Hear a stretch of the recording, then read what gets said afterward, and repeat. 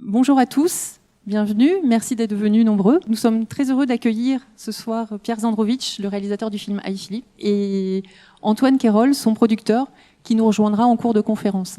La conférence qui va suivre est proposée à la fois par le Pôle Image Magélis et par le Festival Rayon Fantastique.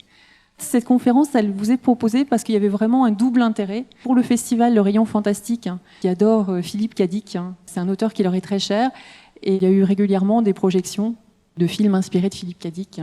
Encore récemment, je crois, c'était peut-être Total Recall, Blade Runner l'année dernière. Et puis c'est aussi une nouvelle technologie, donc là c'est plus pour le pôle image et plus du côté de l'innovation. C'est une nouvelle technologie qui peut intéresser absolument toute la communauté de l'image. Donc ça intéresse déjà beaucoup les gens qui font du jeu vidéo, qui sont déjà emparés de la techno depuis pas mal de temps, les gens du documentaire, puis de la fiction et bien sûr du cinéma d'animation. Donc c'est vraiment une technologie qui va intéresser chacun d'entre vous. Pour nous, c'était important aussi de proposer ça à des étudiants et à de jeunes professionnels pour voir quelles étaient les possibilités qui s'offraient à eux. Cette technologie bouleverse vraiment tous les codes, donc elle implique de nouvelles contraintes en termes d'écriture, de réalisation. Alors les thèmes qu'on va aborder, les contraintes et les limites en termes de narration, la place du spectateur face à l'œuvre et vraiment l'enjeu de l'incarnation. Je pense que le film, pour ceux qui l'ont vu, a vraiment bouleversé tous les spectateurs. L'importance du son et des indices sonores, le travail de scénographie, le travail de post-production. Merci et je laisse la parole à Pierre Zandrovich. Bonsoir tout le monde. Merci Géraldine de me donner l'opportunité de venir ici parler de mon film. Je vais vous raconter un peu comment on est arrivé déjà à la réalité virtuelle, parce qu'avec Antoine, mon producteur, on est associés depuis 10 ans et on a fondé une société de production qui s'appelle Fat Cat Film, donc il y a 10 ans, qui fait du digital, des films classiques, des films normaux, pas 360, pas 3D, des films dans un rectangle. Et en fait, il y a 2 ans et demi, on s'est retrouvés dans un apéro, comme quoi toutes les belles histoires commencent dans des apéros. Et on était en train de boire des coups avec des potes, et on voit dans le fond de la pièce un type avec un masque noir. Et c'était le premier Oculus, le DK1. Donc on s'est un peu jeté dessus pour voir ce que c'était.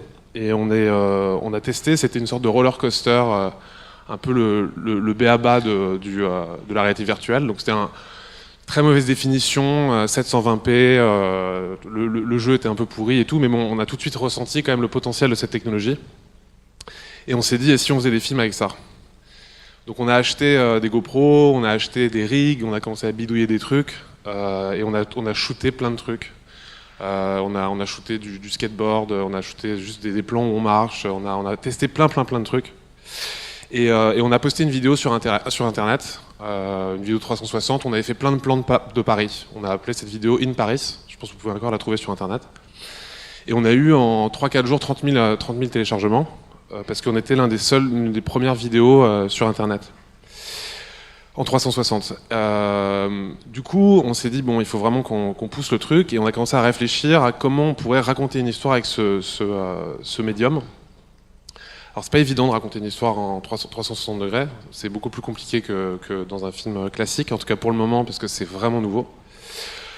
Et il y a 5-6 ans, on a entendu parler de ce fait divers, de l'histoire de la tête du robot de Philippe Cadic. Donc Philippe Cadic, pour ceux qui connaissent pas, mais j'ai l'impression qu'il y a pas mal de gens qui connaissent dans la salle, mais pour ceux qui connaissent pas, donc c'est un auteur de science-fiction qui a écrit Minority Report, Blade Runner, Total Recall et des tas de films de science-fiction qui sont vraiment géniaux. Il est mort au début des années 80, il commençait un peu à être reconnu. Et puis il est mort, c'était juste avant la sortie de Blade Runner. Il allait sur le tournage avec Ridley Scott, il a commencé à voir un peu ce que ça donnait, et puis il est mort. Et en 2005, il y a 2 ingénieurs qui s'appellent David Hanson et Andrew Olney, qui s'intéressent à l'intelligence artificielle. Et en fait, ils se disent, au lieu de faire un robot classique, on va faire un hommage à Philippe Cadic qui a beaucoup écrit sur les robots. Et du coup, ils font la tête, donc inspiré d'une histoire vraie, ils font la tête du robot de Philippe Cadic. Donc voilà, ils font juste la tête en fait, parce qu'ils n'ont pas assez d'argent pour faire tout le corps. Et puis ils postent des vidéos sur Internet, je vais vous montrer une vidéo dans quelques instants. Et ça fait une sorte de buzz sur Internet phénoménal. Tous les fans de Philippe Cadic commencent à en parler en se disant c'est incroyable, le mec meurt dans les années 80 et puis des années plus tard il est ressuscité en robot. Et d'ailleurs si vous regardez, il y a certaines BD aujourd'hui, il y a une BD de Blade Runner qui est sortie il y a peu de temps, il y a quelques années. il y a une biographie de Philippe Cadic, et il est marqué mort en 1982, et en 2005, ressuscité en robot. C'est-à-dire que maintenant, ça fait carrément partie de sa biographie. Donc, ils sortent le robot, ça fait du buzz sur Internet, et puis la Warner sort un film qui s'appelle Scanner Darkly, qui est lui-même tiré d'un roman de Philippe Cadic. Et ils les appellent en disant « Est-ce que vous pouvez pas faire la promo du film avec nous ?» Donc, ils ont besoin d'argent, c'est le début d'une aventure, ils se disent « Bon, allez, on y va ». Donc, ils traversent les États-Unis avec la tête de ce robot dans une valise, dans une sorte de valise en fer. Et puis ils font la tournée des pop-up où en fait, les journalistes font la queue pour interviewer le robot. Donc le robot, on peut lui poser n'importe quelle question, des questions philosophiques, des questions sur son œuvre, on peut avoir une vraie conversation avec le robot, quoi. Et puis David Hanson, qui était surtout un peu le communicant des deux, qui est un ancien, au passage je raconte quand même, c'est un ancien de chez Disney, c'est lui qui faisait les visages les animatronics, et l'idée c'est qu'il voulait faire le premier robot pour lequel on a de l'empathie, parce qu'à chaque fois on faisait des robots qui avaient un peu des gueules de robots, quoi, et il voulait faire un robot qui a une gueule d'humain avec lequel on peut discuter et pour lequel on a un peu d'empathie. Donc il traverse les États-Unis avec cette tête, et puis Google l'appelle en lui demandant de faire une présentation à Las Vegas. Donc entre deux confs, il décide d'accepter. Et en fait, il dort plus, il est épuisé, et il met la tête du robot en soute. Et bien sûr, il arrive à San Francisco, il attend son sac, et le sac ne sort jamais sur le tapis roulant, quoi. Donc il s'est fait dérober la tête du robot de Philippe Cadic. Donc là, à ce moment-là, c'est la fiction qui rattrape la réalité, quoi. On dirait carrément un roman de Philippe Cadic. Donc avec Antoine, le producteur, on entend parler de cette histoire il y a 5-6 ans, on se dit mais ça ferait un film génial, quoi. Donc on commence à essayer de le développer en long métrage, en documentaire, en court métrage, mais il y a toujours un problème sur lequel on retombe, c'est l'empathie, en fait. Comment on fait pour avoir de l'empathie pour cette tête qui est vraiment, je vous la montre. This resurrected Philip isn't quite there yet. All he can do is move his head. His brain, a mesh of wires, connected to a computer. Hi, Philip. My name is Chad. Hello, Chad. Let's chat. I live in Washington, D.C. I have 2 kids. So. I like kids, 'cause we can play, and I don't... As we chat, Philip's synthetic brain starts humming, building a sort of mental model of me. Facial recognition software analyzes and tracks my face, as speech recognition software transcribes and sends my words to a database for a reply. Just calm down. Before long, we're in deep conversation. Do you agree with Descartes? And I think, therefore I am? Do you think? A lot of humans ask me if I can make choices or is everything I do and say is programmed. The best way I can respond to that is to say that everything humans, animals, and robots do is programmed, to a degree. So how much of that is coming from what you've programmed it to say? It's a mix. Some of it's coming from knowledge on the web, some of it is written. And as my technology improves, it is anticipated that I will be able to integrate new words that I hear and learn online and in real time. Voilà. Donc, en fait, vous voyez, cette tête de robot dans un film, on se dit, bon, est-ce qu'on va vraiment avoir envie de suivre le film ? Parce que bon, il n'est pas hyper expressif quand même. C'est le début de l'intelligence artificielle. Depuis, David Hanson, il a refait un robot il y a quelques mois qui s'appelle Sophia. Il y a des vidéos sur Internet, c'est assez bluffant parce que ça fait énormément de progrès. C'est toujours une tête, mais ils ont fait des progrès sur l'expression de visage, sur la qualité de l'intelligence, tout ça. C'est assez perturbant. Mais donc voilà, donc nous en fait on s'était dit, voilà, on a essayé de monter ce film en classique, on n'a pas vraiment réussi, on n'arrivait pas vraiment à le faire marcher, et puis on découvre la réalité virtuelle. Donc après tous ces tests, on se dit, essayons de le tourner là-dedans, enfin le tourner en VR, quoi, en réalité virtuelle. Et je commence à écrire le scénario, et je vous raconte toute l'histoire. En gros, Antoine va chez Arte pour leur parler de la réalité virtuelle en expliquant qu'on a des projets en cours. Et Gilles Fraissinet, qui est donc le patron qui s'occupe du web chez Arte, lui dit « Qu'est-ce que vous avez dans les tuyaux ?» Il lui dit « On a un film dans l'univers de Philippe Cadic. » Et Gilles Fraissinet dit « Ça tombe bien, on fait un cycle dans un an sur Philippe Cadic avec un documentaire et un jeu vidéo. » Donc il y a eu une sorte d'alignement des planètes à ce moment-là, on a eu énormément de chance. Et voilà, donc on a réussi à financer le film avec le CNC, l'ADAMI, enfin tout le monde, il y a eu une sorte d'engouement sur le film, et puis voilà, on a réussi à monter le film. Ensuite, le défi, c'était donc comme je vous l'ai expliqué, c'était d'avoir de l'empathie pour le personnage, mais c'était aussi, comme David Hanson, faire une sorte d'hommage à Philippe K. Dick. Donc ce qu'on voulait faire, c'était un peu de reprendre la mécanique qu'il y a dans Blade Runner, à savoir un personnage qui ne sait plus très bien s'il est un robot, s'il est un humain, et surtout la question de l'identité. Et il y a un extrait de Blade Runner qui est assez parlant là-dessus, pardon. Alors je ne sais pas si vous allez lire les sous-titres. You think I'm a replicant, don't you?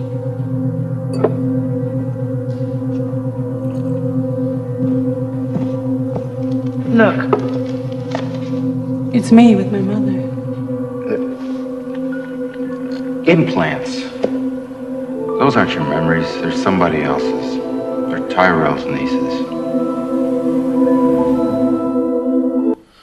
Voilà, donc c'est assez court, mais voilà, on a un répliquant, donc cette jeune femme qui est un répliquant, donc un androïde, qui commence à se poser des questions sur est-ce que je suis humain, et puis c'est un peu le sujet de Total Recall aussi, c'est finalement est-ce que l'identité fait, plutôt, la mémoire est faite créer l'identité, et du coup, voilà, qui on est en fonction, à partir du moment où on est un robot, qui on est. Et là, en l'occurrence, c'est le double de Philippe K. Dick, donc tout le film, pour ceux qui l'ont vu, c'est à chaque fois, il se pose des questions sur qui il est, et puis il se rend compte au bout d'un moment qu'il est juste une pâle copie de quelqu'un, et on est à sa place, et on commence à ressentir un peu ce qu'il ressent. Et on passe d'un moment où on est un peu une sorte de star, parce que David Hanson fait des conférences exactement comme celle-là, où il présente le robot et on est au centre de l'attention, et au fur et à mesure, on devient la V1 d'un robot qui un jour sera obsolète. Donc voilà, il y avait un autre défi qui était vraiment intéressant, c'est que, comme vous l'avez vu dans l'extrait que je vous ai montré du robot, quand on voit à travers son regard, il y a un écran à un moment qui analyse sa vision avec des carrés, du texte et tout. Dans la plupart des films de science-fiction, quand on rentre dans la tête d'un robot, dans Terminator, tout ça, il y a toujours du texte, ou des infos qui apparaissent, comme si en fait on était un humain dans la tête d'un robot, ou comme si on était un humain avec un masque en fait. Et moi, ce que j'avais envie de faire, c'était de raconter ce que c'est vraiment d'être un robot de l'intérieur. Et clairement, un robot, je pense pas que quand il regarde la vie, il y a du texte qui apparaît, ou des carrés, ou des cubes qui apparaissent pour aligner des infos et tout. Donc du coup, il y a eu un gros travail de recherche sur comment articuler une direction artistique qui colle vraiment au mental d'un robot. Donc je vous passe un petit extrait du film pour vous montrer un peu ce qu'on a fait. Well, this has been a weird interview. It's not normally like this. No, he's great. Phil, can I ask you a question? Do you dream?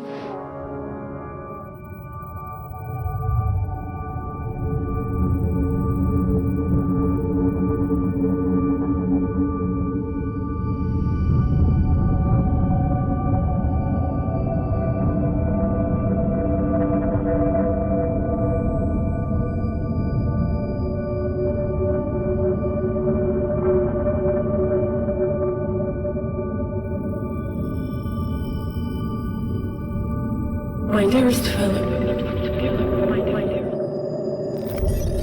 Can you hear us? I hear you perfectly well, David.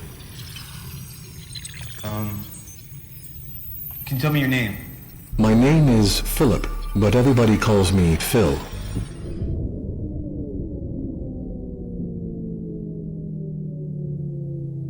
C'est un trailer où le robot bug encore un peu. Donc, pendant un long moment, on a cherché à trouver donc cette DA qui était vraiment des cubes où il y a donc pas du tout de texte, mais plutôt des sortes d'alignements de cubes qui commencent à dessiner l'espace. Et puis voilà, on est arrivé à ce résultat, et ça nous permet de faire des transitions, mais j'y reviendrai après. Il y a autre chose qu'on a voulu faire dans l'écriture du film. C'était une fois de plus pour rester connecté avec l'empathie. C'était de raconter, pour créer de l'émotion en fait, forcément il fallait qu'il y ait une histoire d'amour. Donc voilà, l'histoire du film, c'est finalement ce robot qui a des flashbacks de la vie de Philippe K. Dick et qui se souvient d'une femme, donc c'est complètement inventé dans le film, qui s'appelle Clarisse dans le film, qui est un peu le grand amour de Philippe K. Dick. Et du coup, dans une conférence, à un moment donné, il y a une femme qui pose une question, qui se lève et qui s'appelle Clarisse. Et ça fait un peu bugger le robot. Et c'est à partir de ce moment-là qu'il y a des switches entre la vraie vie de l'auteur et la vie du robot. Voilà, donc maintenant je vais passer à l'écriture à 360. Je vais vous raconter un peu comment on s'y est pris. Tout ce que je dis aujourd'hui, ça sera peut-être obsolète dans 6 mois. Mais voilà, parce que tout change tellement vite. Mais en tout cas, voilà, il y a certaines choses, je pense, qui vont rester. Alors déjà, bon, j'ai pas du tout fait d'école de cinéma, mais il y a quelque chose qu'on m'a toujours dit, c'est que dans les écoles de cinéma, on nous explique qu'il faut pas regarder la caméra. En fait, les acteurs doivent pas regarder la caméra, ou alors que c'est vraiment très important et ça veut dire quelque chose de fort. Enfin, c'est pas anodin. Dans la VR, j'ai le sentiment que c'est exactement le contraire. Quand on met un masque et qu'on est immergé au centre d'une scène, parce que c'est vraiment ça qui se passe. C'est-à-dire que si la caméra était là, bah voilà, je serais en face de vous, j'aurais le mur derrière moi, et si jamais vous me regardiez pas, bah, j'aurais un vrai sentiment de solitude. Et il y a une expression qui existe depuis quelques mois qui s'appelle le Swayze Effect, donc comme Patrick Swayze dans Ghost. Je sais pas s'il y a des gens qui ont vu le film Ghost. Bah en fait, quand on est dans un film en réalité virtuelle et qu'on n'est pas partie prenante, que les gens ne regardent pas, et c'est comme dans la vraie vie en fait, on a conscience de soi uniquement parce que les gens nous regardent et s'adressent à nous. Bah, si c'est pas le cas dans un film en réalité virtuelle, on a ce sentiment de Swayze Effect, en fait, on a le Swayze Effect, où en fait on est seul parmi... En fait j'ai un ami qui a sorti une expression géniale qui me dit c'est comme si j'étais invité à une teuf, enfin plutôt c'est comme si j'allais à une teuf où j'étais pas invité en fait. C'est vraiment ce qui se passe, quoi. Et on a un vrai sentiment de solitude. Donc du coup, nous, pour le moment, on part du principe que c'est mieux d'incarner un personnage. C'est pas forcément nécessaire, mais en tout cas, voilà, nous, dans le film, c'était ça. Donc du coup, c'est ça qui est vraiment fort dans la réalité virtuelle, c'est qu'il y a ce sentiment, et j'y reviendrai aussi après, ce sentiment viscéral d'être vraiment là, parce que les gens nous regardent, et en plus, au début, nous, on commençait à shooter des films 360, mais pas en 3D. Et en fait, finalement, on retrouve un peu le sentiment qu'on a au cinéma. On a l'impression de regarder un écran qui est projeté sur une sphère, en fait. C'est comme si on était au Futuroscope ou à la Géode. Donc il y a quand même encore ce décalage entre nous et l'écran. Alors que quand on shoot en 3D en plus, alors c'est hyper compliqué à faire et c'est un casse-tête monumental, mais ça paye vraiment. Moi, la première fois que j'ai vu un film en 360 3D, j'ai eu une vraie émotion. Parce qu'en fait, il y a une profondeur dans l'image. On a vraiment l'impression que, comme dans la vraie vie, on est encore plus présent que sur un film 360, pas 3D. Donc ouais, moi, on a décidé vraiment coûte que coûte de le tourner en 3D. Ça nous a coûté des nuits sans dormir et beaucoup d'argent. Mais voilà, on l'a fait et je regrette pas du tout l'avoir fait parce que ça paye vraiment, quoi. Donc voilà, notre rig, ça ressemblait un peu à ça. Là. Vous voyez la caméra. C'est une caméra stéréo classique, et puis je vous raconterai un peu après comment on s'est démerdé pour faire un 360. Ensuite, dans la VR, il y a autre chose qui est vraiment, vraiment, vraiment super intéressant, c'est qu'on reconnecte avec la comédie vraiment. C'est-à-dire que moi j'ai un passé, enfin pas un passé parce que je continue à faire des films classiques, mais j'ai beaucoup travaillé en publicité. J'ai fait pas mal de courts-métrages, donc une fois de plus classiques. Et en fait, souvent, quand on est sur un tournage normal, si un acteur joue pas très bien, on se dit bon, on verra au montage. En 360, c'est impossible ça. C'est-à-dire qu'il n'y a pas de on verra au montage parce que si l'acteur est mauvais, bah il est mauvais. Parce que on peut pas cutter en fait. On peut pas passer d'un plan large à un plan serré. On est à une échelle, qu'elle soit toute petite, comme si on était dans Fourmise. Je sais pas si vous vous rappelez du film Fourmise. Ou Bugs, enfin voilà, un film d'animation avec des insectes, ou alors on peut être à une taille humaine, mais en tout cas on peut difficilement passer, on peut pas passer d'un plan large à un plan serré. Donc du coup on a casté des acteurs qui étaient vraiment super bons. Il se trouve que le film, on l'a dû tourner en anglais, on a tourné quasiment qu'avec des acteurs américains, et c'est vraiment une autre école. Donc c'était un peu des machines, quoi. C'est-à-dire qu'ils répétaient tellement qu'à la fin on avait l'impression qu'on pouvait juste tourner un peu tard pour juste avoir un peu plus d'émotion, un peu moins d'émotion. Mais en tout cas, ce qui est sûr, c'est que le rythme, il passe plus dans le montage, il passe vraiment dans le jeu, en fait.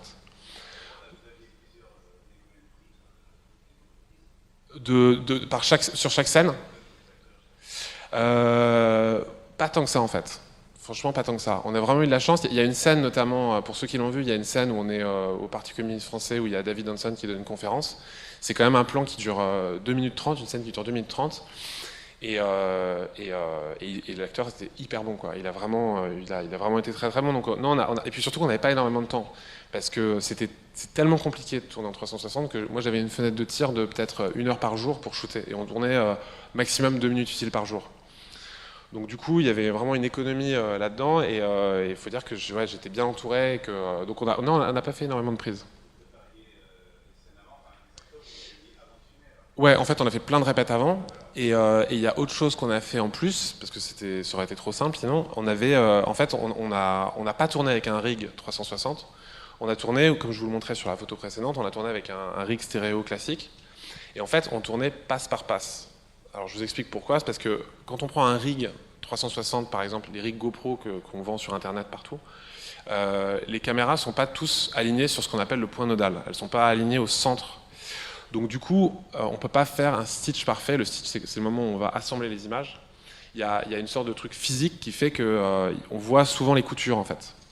Et la réalité virtuelle, à partir du moment où il y a un personnage qui passe d'une caméra à une autre, et tout d'un coup, il est coupé en deux entre deux caméras, ça nous sort complètement de l'immersion.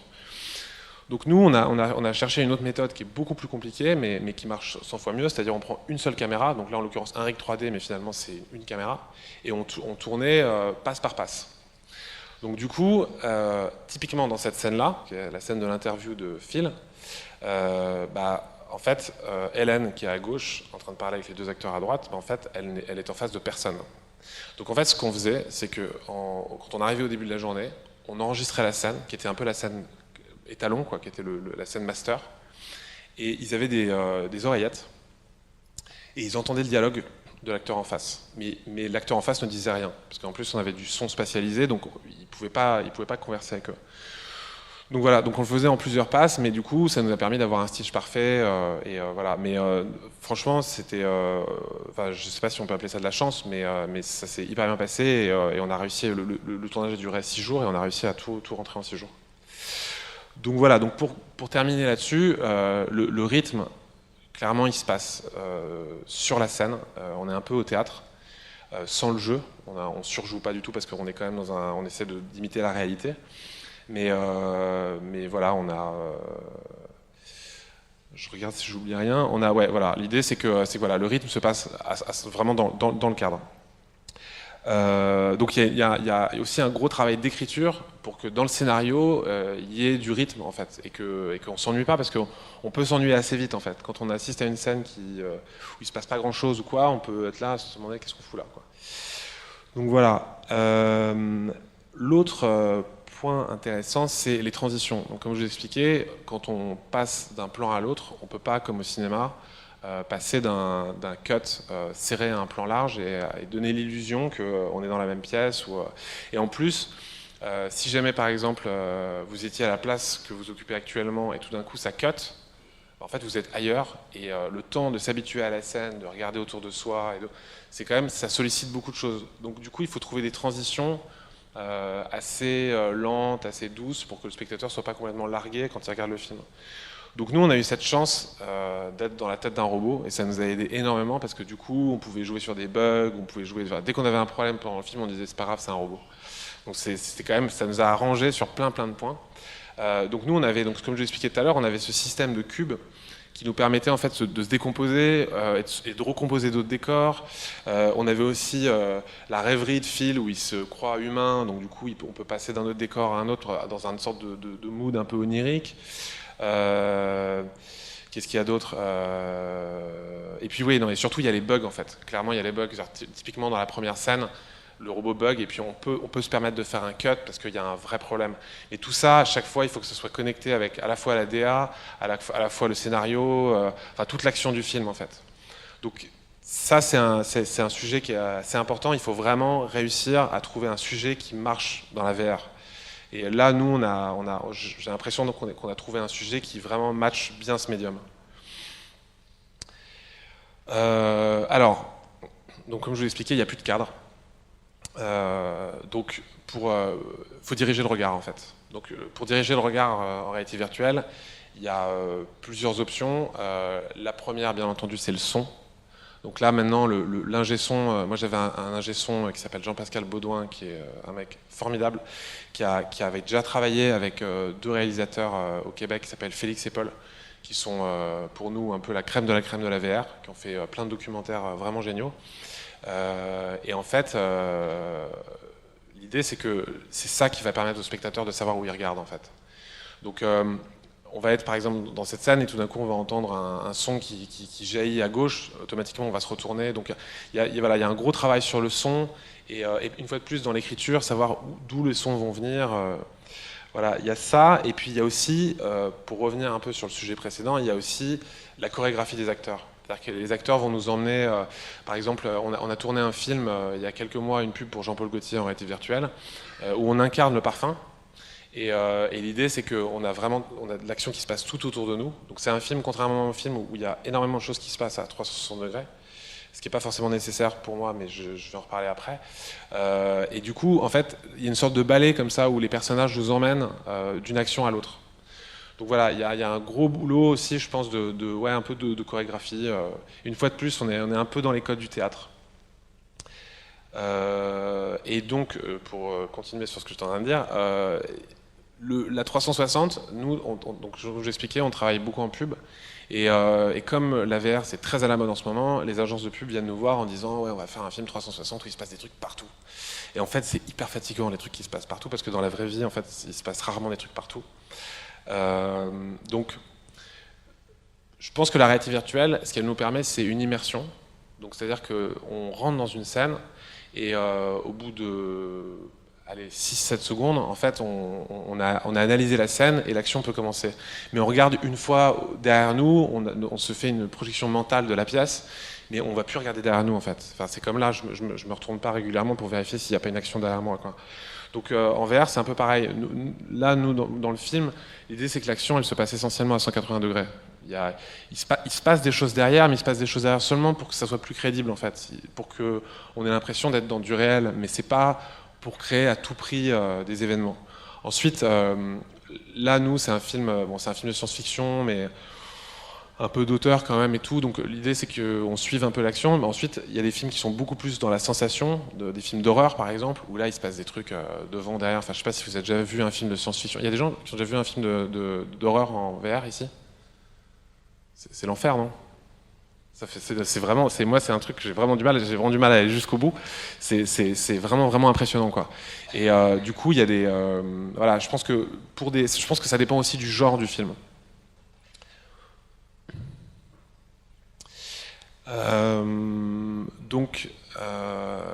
Alors il y a un débat un peu sur qu'on a même chez nous, hein, c'est est-ce qu'on est encore en train de faire du cinéma, est-ce qu'on est nous on appelle ça presque, souvent les gens appellent ça des expériences. Donc voilà, on sait plus trop très bien où on se place parce que nous on vient du film et on pensait pas du tout qu'un jour on travaillerait avec des gens qui font des jeux vidéo. Typiquement parce que les jeux vidéo, le 360 ils exploitent ça depuis quand même pas mal d'années et le son spatialisé également. Donc du coup voilà, il se pose la question de savoir est-ce que je suis en train de réellement regarder un film ou est-ce que je suis pas plutôt en train de vivre une expérience où je suis là en l'occurrence le héros du film. Nous, le débat, enfin pardon, pas le débat, le challenge qu'on avait sur ce film, c'était de créer de l'émotion. C'était vraiment parce qu'il y a énormément de choses en VR qui sont plutôt de l'ordre de la sensation, où on est dans un roller coaster justement, comme je l'expliquais tout à l'heure, où on est dans des films d'horreur, mais nous, ce qu'on voulait, c'est qu'à la fin du film, on soit ému, d'où l'histoire d'amour, d'où l'empathie. Donc c'est assez compliqué, je trouve, de trouver un juste milieu entre l'émotion et le viscéral. C'est-à-dire que, par exemple, j'ai montré mon film, j'ai eu la chance de montrer mon film à Gaspard Noé, qui pendant la scène de l'interview, avec la jeune femme en rouge, me disait « mais c'est incroyable, j'ai l'impression que je peux mettre ma main sur sa cuisse ». Et bon, c'est Gaspard Noé. Et c'est vrai qu'il y a ce truc, en réalité virtuelle, on a vraiment le sentiment d'être... parfois, c'est impressionnant, en fait. On a des personnages qui sont proches de nous. Et ça, une fois de plus, ça sollicite beaucoup de choses en termes de... Vraiment, ça fait appel au corps, en fait. Et ça fait même appel à des parties du cerveau qui ne sont pas sollicitées dans un film classique, en fait. Donc, il y a encore, c'est abyssal en fait. Je pense qu'il y a énormément de choses à exploiter parce que je pense qu'il y a des gens parfois qui passent complètement à côté du film. Enfin, en tout cas, à côté de la narration du film, parce qu'ils sont happés dans un monde qu'ils ne maîtrisent pas et ils ont envie de regarder partout. Donc il y a à la fois une forme d'habitude, je pense, qui va arriver, mais il y a aussi une sorte de responsabilité pour les auteurs d'essayer de trouver, au fur et à mesure, des films qui vont s'adapter au public, en fait. Pour créer de l'émotion, parce que je ne sais pas si on peut appeler ça comme ça, mais moi j'appelle ça comme ça, c'est la viscéralité, parfois prend le dessus sur l'émotion. Donc voilà, faut trouver le juste milieu. Il y a une dernière chose qui n'existe pas du tout en film classique, c'est la notion de confort. Quand on upload un film ou une expérience sur le store Oculus, qui sont donc les créateurs du masque, le premier masque de réalité virtuelle, on est noté par des petites étoiles par une note de confort. Donc ça n'existe pas du tout au cinéma. Enfin, au cinéma, on ne se pose pas la question est-ce que le film est confortable ou pas. En réalité virtuelle, il faut se poser la question. Un film en réalité virtuelle qui est tourné par exemple avec une caméra 360 que je vais prendre comme ça et que je vais marcher comme ça, c'est au bout de 1 seconde et demie, on est malade en fait. Et quand on parle de nausées ou de sentiments de malaise en réalité virtuelle, en fait, c'est pas lié au masque parce que maintenant les masques sont de bonne qualité. Ça peut être lié à l'ordinateur qui lag, mais bon, on est plutôt bien équipé maintenant. C'est souvent lié en fait à la production de l'expérience en fait. Donc là en fait dans mon film on a carrément supprimé les mouvements, enfin supprimé, on n'a pas écrit de mouvement de caméra, on est fixe, bon on est une tête aussi donc c'était plus facile, mais du coup voilà, il y a quand même cette notion très importante de faire en sorte que le spectateur soit à l'aise dans le film et qu'il se sente pas mal. C'est lié aussi à la stéréo.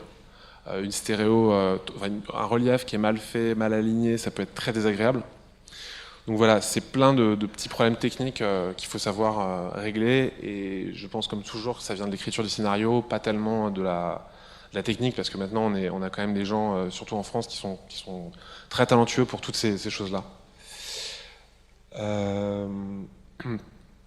Donc ça c'est un petit point sur en fait nous, ce qui nous a excité dans cette aventure, c'était bien sûr le fait que ce soit un nouveau médium et qu'il y a tout à faire, que vraiment c'est vraiment comme le début du cinéma quoi. Les codes, c'est nous qui les écrivons aujourd'hui, donc ça c'est vraiment génial. Et il y a autre chose, c'est que on est vite tenté de faire vivre des choses extraordinaires aux spectateurs. Et je pense que c'est ça qui est génial. Nous, on a vu des choses sur Internet, des applications qu'on peut télécharger, où on est dans des villes dans le futur, dans des décors hallucinants. Donc voilà, ça fait appel au sens, ça fait appel à... C'est-à-dire qu'on n'est plus vraiment dans une narration totalement classique avec une histoire qu'on fait vivre. On peut aussi faire vivre des vraies sensations. Et ça, pour un auteur, un réalisateur, un scénariste, un réalisateur de jeu ou quoi, ça c'est vraiment génial. Donc voilà, je voulais juste dire à quel point c'est cool. Alors l'artisanat technique pendant 4 ans, alors oui, c'est vraiment la guerre de faire un film en 360 stéréo. Il y a quasiment pas de matos ou alors du matos de mauvaise qualité. Il y a donc ce que je vous expliquais, il y a les GoPro, mais les GoPro c'est vraiment pas top en termes de qualité d'image et même en termes de post-prod, on peut pas faire énormément de choses. Donc nous on a construit un rig avec des caméras RED qu'on a mis ensemble. On a dû les démonter parce qu'en fait on avait, je vous passe un peu de détails, mais on avait un problème d'alignement des caméras, donc on a dû les démonter pour qu'elles se rapprochent, donc on a enlevé les ventilateurs, on avait un tube qui sortait de la pièce, que les ventilateurs dérangeaient l'ingé son, donc l'air elle passait dans une autre pièce, enfin c'était l'enfer, et puis surtout il n'y a pas vraiment de soft, et en fait là, quand on tournait le film, j'étais avec un DIT qui s'occupait de commencer à styler les images pendant le tournage pour voir si ça marchait, mais c'est lui qui avait écrit un script. Bon, depuis, il y a des plugins qui sont sortis et tout, et ça, c'était il y a même pas 1 an, quoi. Mais donc, là, il y a des outils qui commencent à sortir, mais franchement, avant 4-5 ans, ça va être encore un peu artisanal, mais bon, c'est ça qui est chouette aussi, quoi. Voilà. Donc je vais vous parler un peu des outils que nous on a utilisés pour ce film. Donc nous, le storyboard, on l'a fait comme ça. On a fait des cases. En fait, au début, on se demandait est-ce qu'on fait pas une vraie sphère, mais ça n'a pas trop de sens parce que pour se concentrer, vraiment sur des parties de l'image et se dire qu'à tout moment, il y a quand même des éléments réalistes qui se passent autour de nous. On a divisé en 4, donc il y a le haut, le bas, enfin le bas ou l'arrière, et puis gauche-droite. Donc ça, c'est la scène de l'interview que je vous montrais tout à l'heure. Donc voilà, on l'a fait comme ça. Je suis sûr qu'il y a encore plein d'autres manières de le faire. On peut aussi faire des plans au sol où on a un cercle et puis voilà, on voit de haut tout ce qui se passe autour de nous. On avait un peu ça aussi sur le tournage, mais on s'est surtout servi de ça.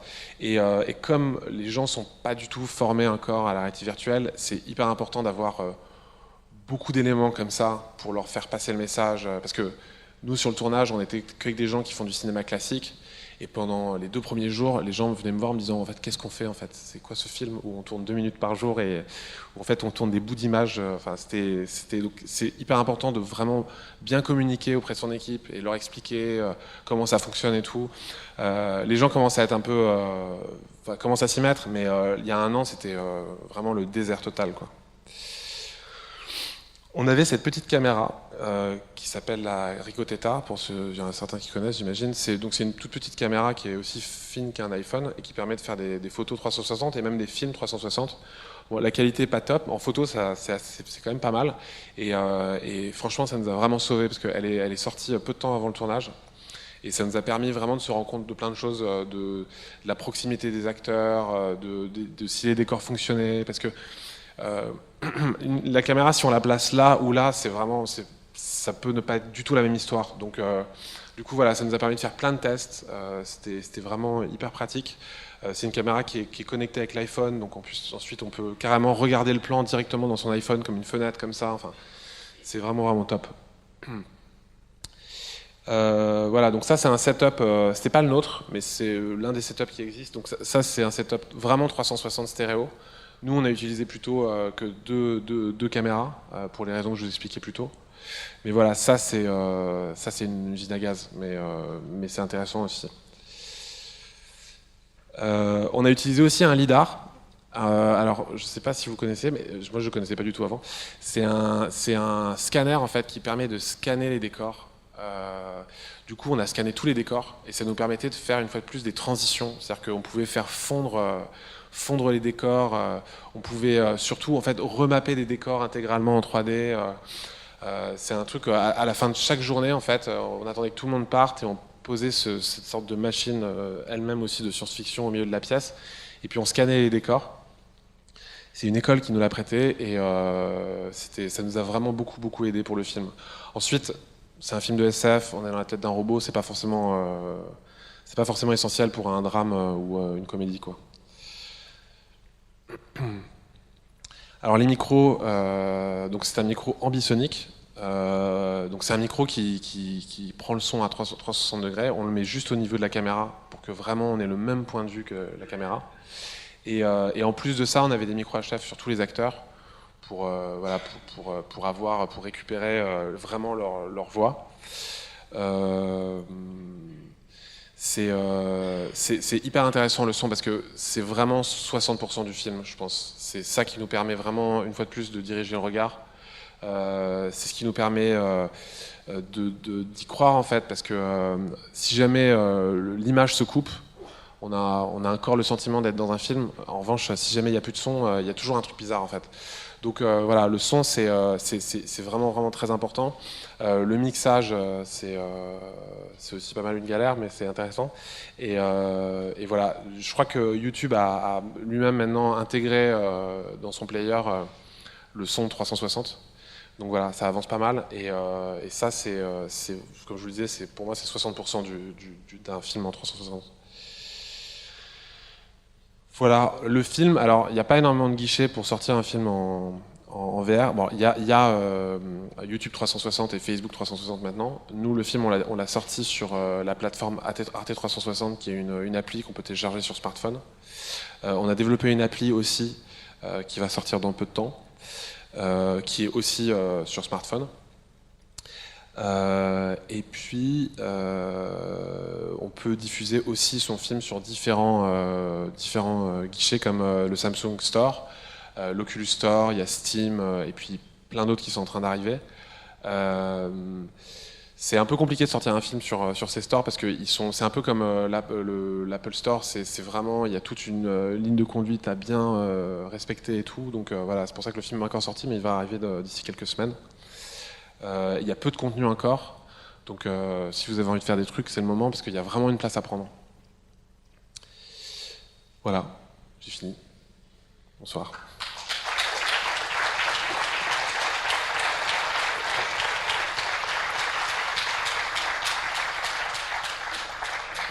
Donc si vous avez des questions, c'est le moment. Et c'est mieux avec le micro parce qu'on enregistre la conférence.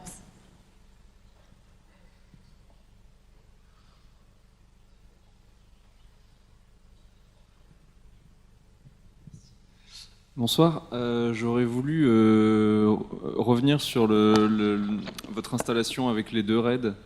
En fait, j'ai pas trop compris, vous avez filmé chaque comédien un par un, mais comment est-ce que vous avez réussi à faire le 360 ? Est-ce que vous avez suivi les plans du storyboard par angle ?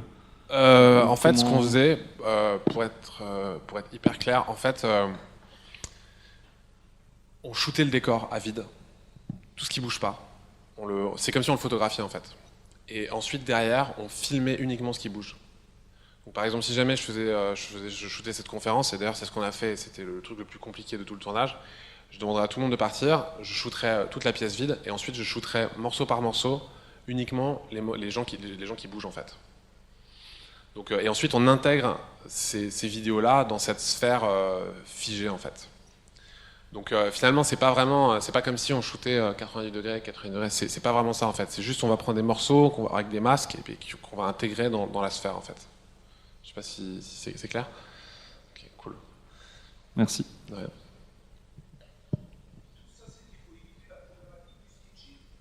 Non, c'était pour éviter la problématique du mauvais stitching.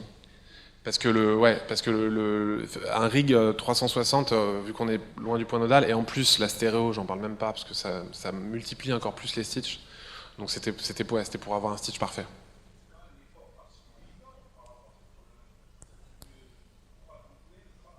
Ouais, c'était l'enfer. Mais non, mais ça franchement, ça valait vraiment le coup. Hein. Enfin, je trouve que ça valait le coup.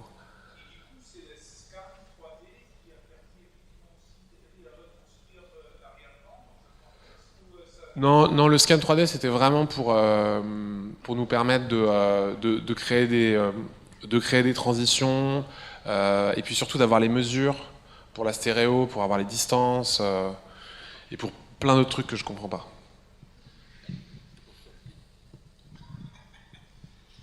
Bonjour. J'ai peut-être une question auquel vous avez déjà répondu au début de la conférence que j'ai ratée, je m'excuse.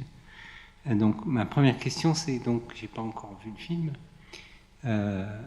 mais est-ce que vous vous servez de la possibilité de voir les différentes scènes, je dirais soit d'un point de vue de la dramaturgie, soit d'un point de vue est-ce qu'il y a une certaine forme d'interactivité au sens où l'exploration de l'histoire est différente selon la façon dont on la regarde ? Selon on la regarde, alors là dans mon film non, mais c'est vraiment intéressant. Il y a pas mal de gens qui sont penchés sur la question, notamment le studio au Québec qui s'appelle Félix et Paul. Ils ont fait une expérience qui est un spin-off d'un film qui s'appelle Wild avec Reese Witherspoon. Et en fait, c'est une fille qui fait un trek, qui a perdu sa mère et qui fait un trek pour se changer les idées tout le long du film. Elle part seule. Et ils ont fait un film où en fait on est installé, donc c'est un seul plan. À chaque fois, ils font souvent des films avec un plan fixe. Et en fait, on est au milieu de la forêt, assis sur un rocher.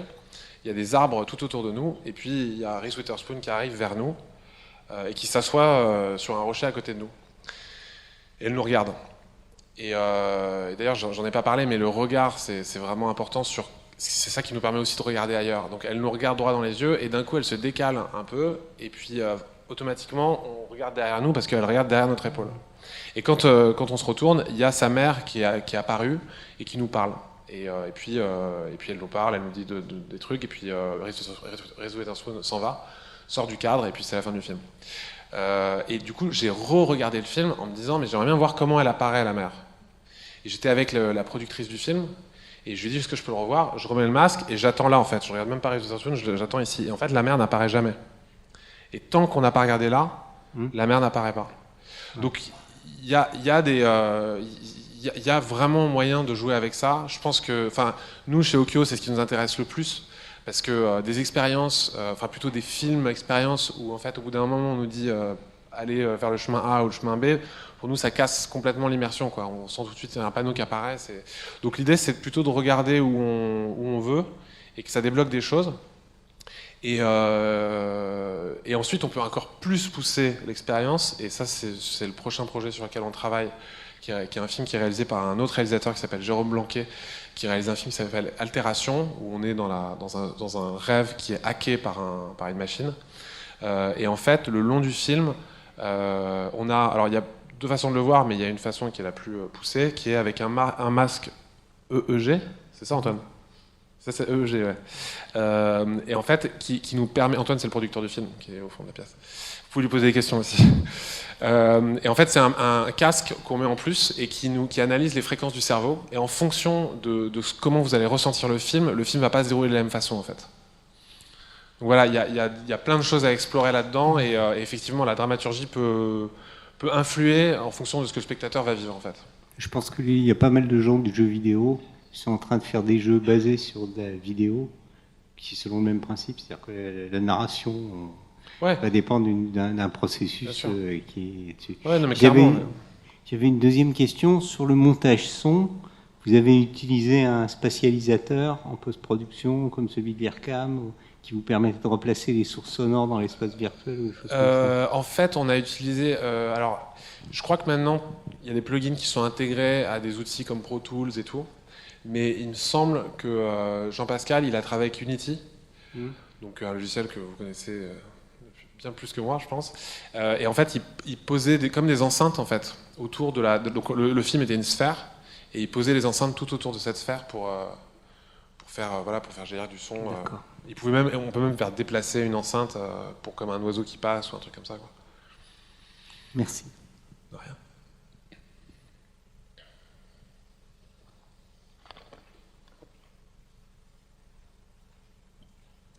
Bonjour. Je fais de la vidéo 360 depuis 5 ans, non 3D. Depuis 7 ans? 5 ans. 5 ans. Pas en 3D. Okay. Donc je suis bien d'accord avec vous qu'on peut s'arracher les cheveux et passer des nuits blanches. Et je voulais revenir sur le système de prise de vue qui est super sophistiqué.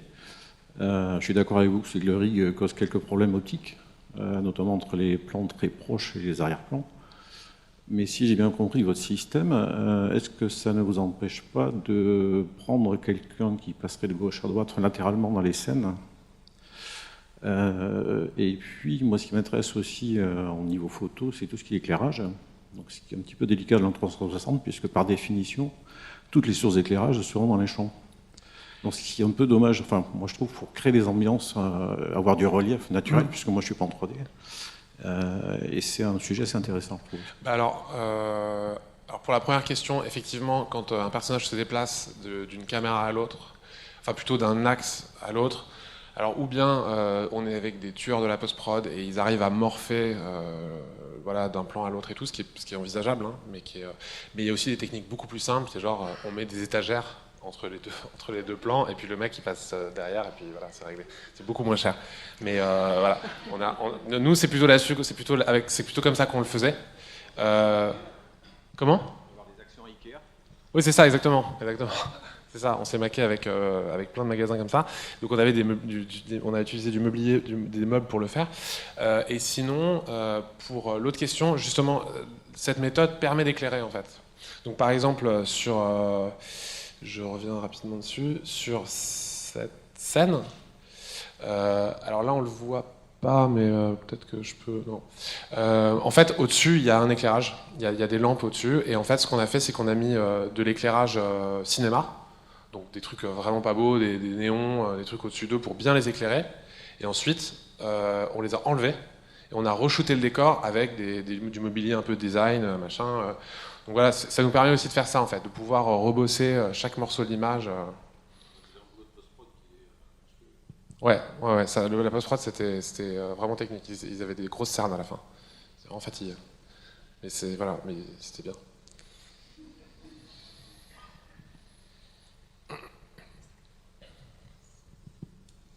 Bonjour, moi je me posais une question par rapport à la posture dans laquelle on est quand on regarde le film. On est assis sur une chaise, dans le cas de la projection qu'on a pour la plupart vue, donc assis sur une chaise qui tourne. Et est-ce que donc du coup dans le film, par souci d'immersion, le personnage souvent il est aussi assis. Alors quand il y a des déplacements, quand il y a des moments où il est debout, enfin certaines scènes dans le film où il est debout, on est peut-être un petit peu moins, on est un peu plus en décalage. Alors, est-ce qu'il faut penser à ça aussi? Est-ce qu'il y a des moyens de réussir à interagir avec la posture? Je sais pas. C'est-à-dire, par exemple, dire aux spectateurs, levez-vous. Non. Non, mais je sais pas. Non, je sais pas. Nous, c'est vrai que c'est assez, c'est toujours un peu bizarre la position. Moi, il y a des gens qui m'ont parlé de ça. Par exemple, la scène justement de l'interview. Il y a des gens qui me disent, je me trouve hyper bas. C'était une volonté de ressentir ça parce que là, c'est un moment où j'avais envie que le personnage se ressente un peu oppressé.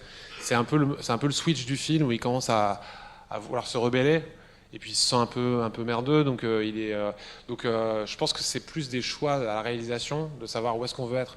Ensuite, effectivement, quand on est debout et qu'en fait on est assis, c'est un peu bizarre, mais en même temps, on est dans la tête d'un robot. Donc du coup, c'est ce qu'on n'arrêtait pas de dire sur le tournage, ça change, ça règle tous les problèmes. Donc là, en l'occurrence, ça va parce qu'on est dans une sorte de projection de ce qu'il imagine, donc on peut être assis. Mais c'est vrai que c'est marrant parce qu'il y a un film, enfin pas un film, mais une expérience qui s'appelle Sens, qui est une adaptation d'une BD qui a été réalisée par Charles Hayat, qui est aussi un film produit par Arte. Enfin un film, donc là pour le coup c'est plutôt du jeu. En fait on est dans une sorte de monde complètement très vaste, avec des flèches partout, et il faut suivre des flèches. C'est un truc très abstrait et tout, c'est très beau. Et en fait, Charles m'a montré son film il y a 10 jours, et lui il voulait que je le regarde debout. Vraiment, il me disait c'est comme ça. Moi, j'ai du mal à me regarder debout. Vraiment, c'était vraiment compliqué. Mais voilà, je pense que ça dépend des gens, ça dépend des films, ça dépend de l'expérience. Il y a plusieurs écoles, quoi. Mais moi, je suis quand même plutôt pour les films qu'on regarde assis, quoi, parce qu'il y a quand même un moment où on perd un peu ses repères. Et en fait, ensuite, il y a autre chose qui n'existe pas encore dans le cinéma en réalité virtuelle, c'est le tracking. C'est-à-dire, en fait, quand on met un masque à Oculus, ils vendent il y a un petit truc en plus qui permet de capter non seulement le 360, mais en plus, si on peut s'approcher, circuler, se décaler. Donc on va pouvoir regarder sous une table. C'est plus pour les jeux vidéo, parce que dans le cinéma, on ne capte pas tout, on capte vraiment une image fixe, donc on ne peut pas encore le faire. Il y a des caméras qui vont sortir dans, je ne sais pas quand, 5-6 ans. Il y a un projet de caméra qui s'appelle Litro, qui permet carrément de scanner et d'avoir une parallaxe de, je sais pas, 1 mètre. Donc on peut se décaler sur les côtés et tout. Donc là, potentiellement, on pourrait se lever, on pourrait choisir vraiment ce qu'on fait. Mais c'est vrai que sur un film classique, 360 plat relief, quoi, moi je pense que c'est mieux de le regarder assis, quoi, confortablement.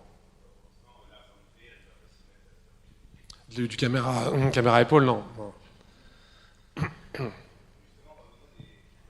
Le micro, s'il te plaît, parce que sinon on n'entendra pas dans l'enregistrement.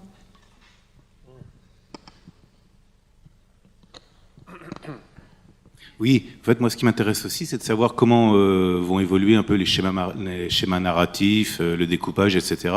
Donc, le premier guide, c'est le son, comme dans le cinéma un peu plus traditionnel, qui est assez dictatorial, parce qu'à chaque fois, en fait, il faut pouvoir imposer au spectateur ce qu'il doit voir, ce qu'il doit ressentir, ou quoi que ce soit.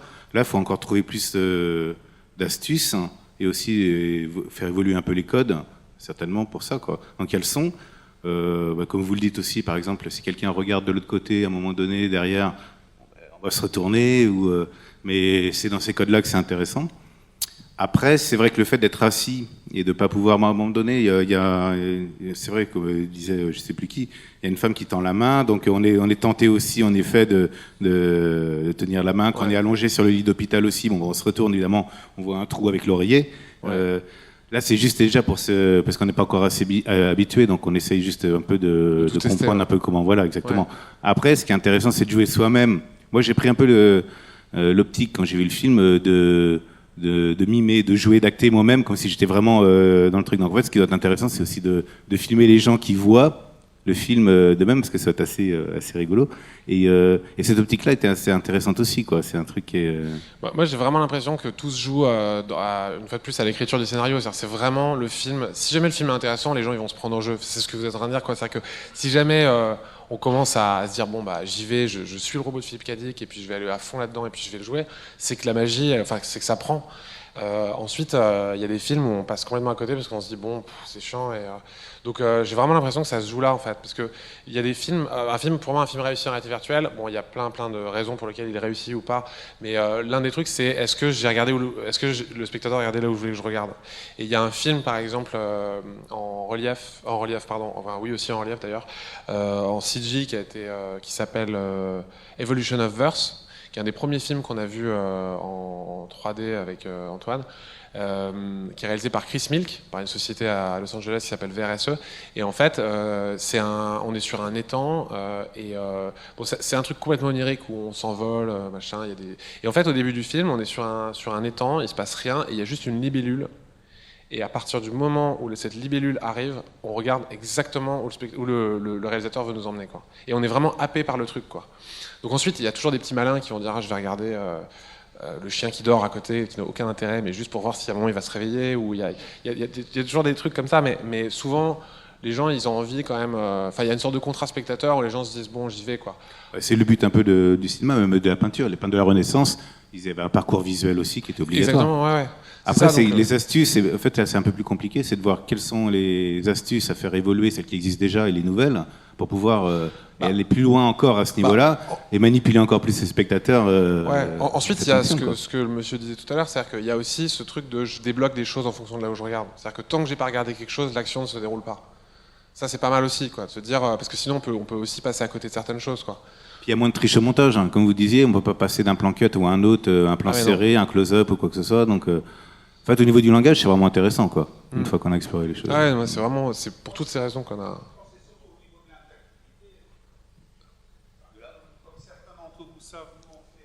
La réalité virtuelle, mais en grande nature. Et donc le problème consiste bien sûr qu'on est plusieurs, on ne sait pas où tout le monde regarde. Et puis tout le monde ne regarde pas dans le même sens. Mais le grand avantage qu'on a effectivement par rapport au casque, c'est qu'on peut beaucoup plus diriger ça. Et donc on peut jouer effectivement avec ces formes d'interactivité. Et d'ailleurs c'est intéressant ce que Stéphane dit, parce que ça nous amène quand même vers le film interactif qui n'a jamais marché. Et tout d'un coup, on peut jouer avec ces effets. Enfin, l'idée de dire, effectivement, la mer apparaît seulement parce que je ne regarde pas, ça, c'est quand même assez intelligent. Du coup, l'expérience, parce que je suis seul, hein, je suis seul avec le Oculus Rift ou le masque, exactement, je peux jouer avec ça. Moi, s'il y a, par rapport à ça, un reproche que je ferais, mais je pense que ça a été fait dès le storyboard, ce qui est quand même assez intéressant, c'est quand on voit quand même, comme réalisateur, tu es très orienté dans une axe. On est toujours à 12 heures avec l'action principale. Et c'est une erreur qui a été faite, à mon sens, si je peux dire une erreur, qui était beaucoup fait aussi avec, je m'appelle Aromanche, où il y a un cinéma de 360, donc pas en relief, mais cinéma. Il y a deux types de films, de contenus. Il y a des contenus qui sont toujours dans le même sens, qui sont d'ailleurs souvent, on a des appuis-fesses, et donc c'est perpendiculaire aux appuis-fesses. Au fait, au bout de 20 secondes, on s'aperçoit que les gens regardent toujours dans le même sens, et ça, c'est un peu dommage.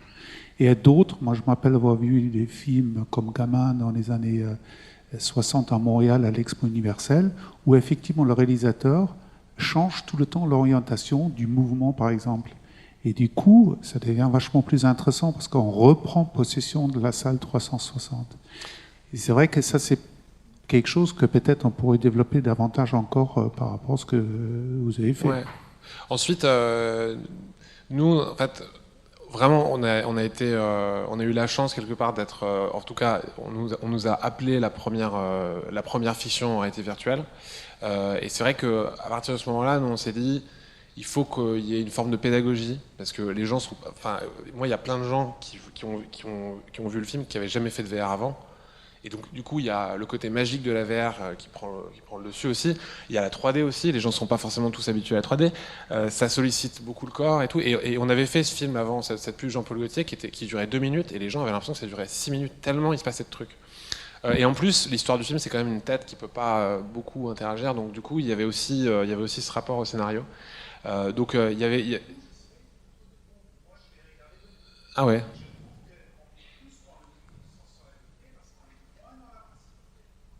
Ok. Ah mais c'est ça, parce que vous l'avez regardé dans votre tumulte. Ah oui, mais c'est pas... Je pense que il y a... Parce que là, on parle d'un cinéma que monsieur a développé dans une sphère, en fait, où on peut regarder le film sans masque. En fait, on est carrément au milieu de la sphère et on peut regarder autour de soi, comme je sais pas, au Futuroscope ou à la Géode. Mais moi, je pense que là, c'est une autre façon de voir le film, et donc c'est peut-être une autre écriture aussi. C'est... ouais.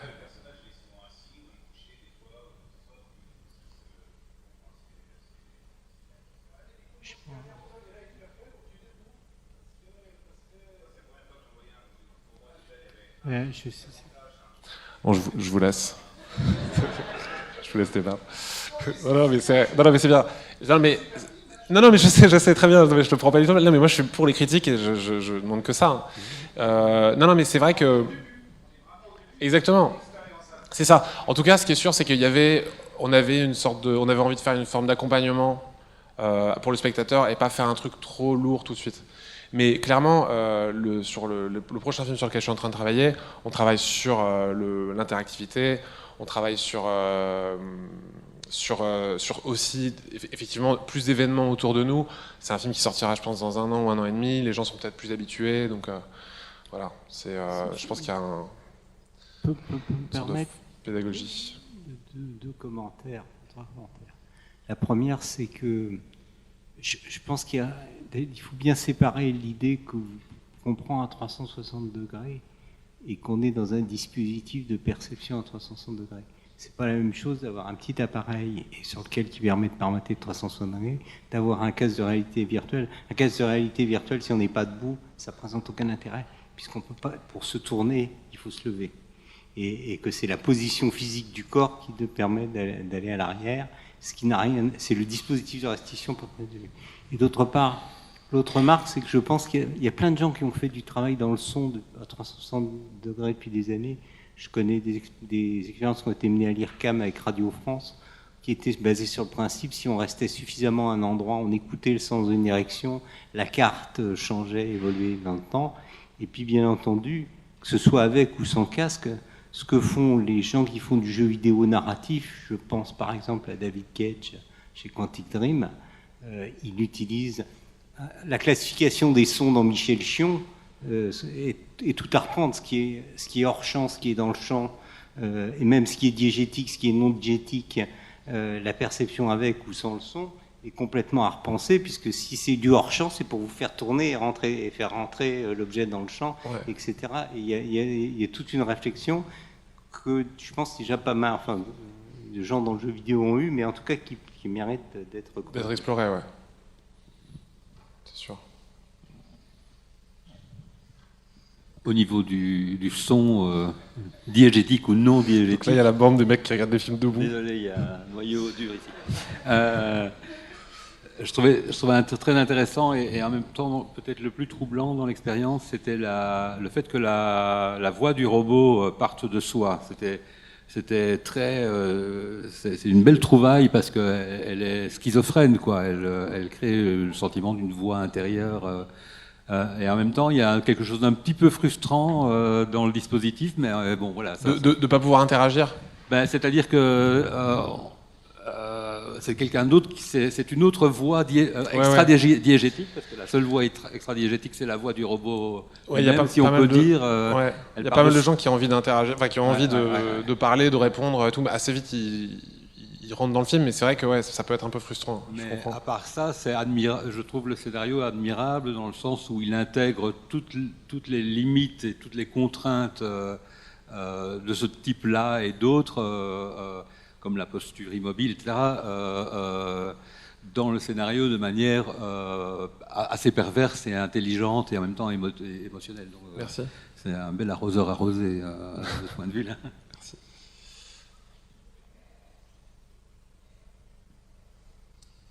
Oui, moi je voulais aussi revenir sur le son. Parce qu'en fait, il y a une espèce de limite physique là, c'est-à-dire qu'il y a une spécialisation du son qui a été faite en post-production, mais nous, on a un casque sur les oreilles. Si je me retourne à 180 degrés, tout ce qui était spécialisé à gauche, je vais l'entendre à droite. Donc je me retourne dans le mauvais sens, quoi. Enfin, je l'entends du mauvais déjà, côté, quoi. je pense que personne dans la salle l'a vu. Enfin, si vous l'avez vu ici, en tout cas, personne l'a vu en spatialisé. Parce que là, vous avez vu une version c'est stéréo. peut-être ça, oui, d'accord. Ouais, c'est ça, en fait. C'est pour ça qu'on ne s'en est pas rendu compte. Ouais. Non, c'est ça. C'est un film. Là, vous avez vu un film stéréo classique, parce que en fait, pour regarder un film en 360 spatialisé, il faut une appli, il faut un moteur qui va faire agir le son. Et l'appli, elle n'est pas encore disponible. Elle est là, ce que je disais tout à l'heure, elle sera disponible dans 15 jours. Donc pour l'instant, vous avez vu le film en stéréo, donc c'est moins immersif. Mais voilà. Donc c'est pour ça que quand on tourne la tête, là, il se passe rien en fait.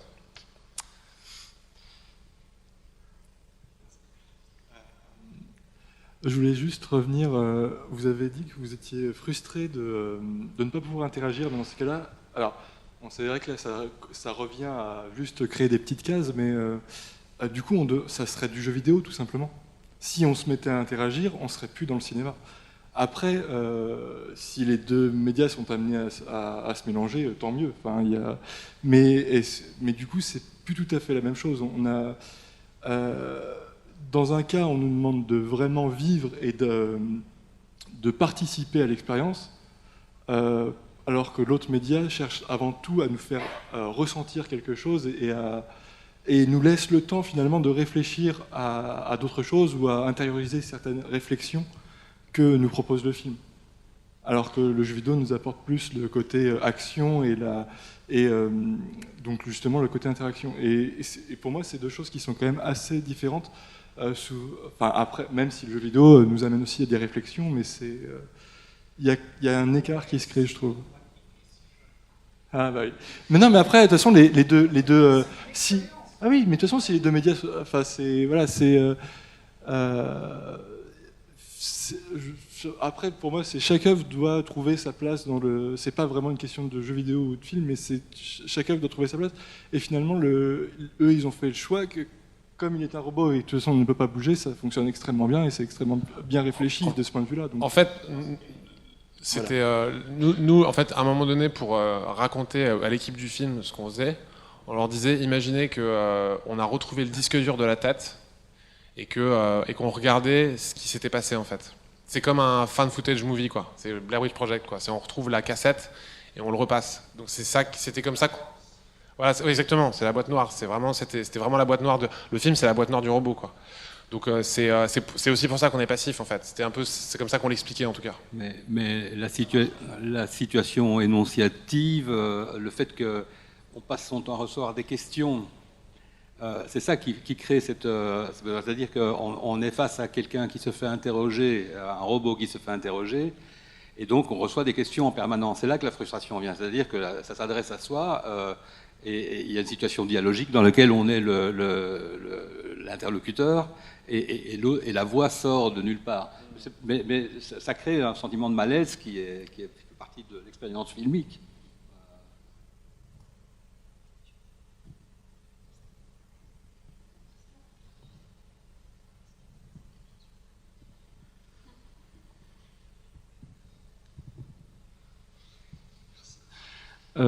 Par rapport à cette frustration, je voulais préciser que, dans mon ressenti, je trouvais que justement parce qu'on était frustré, c'était bien la preuve que l'expérience sensorielle était vraiment réussie, parce qu'on voulait réagir au-delà de ce qu'on était censé faire dans une œuvre cinématographique.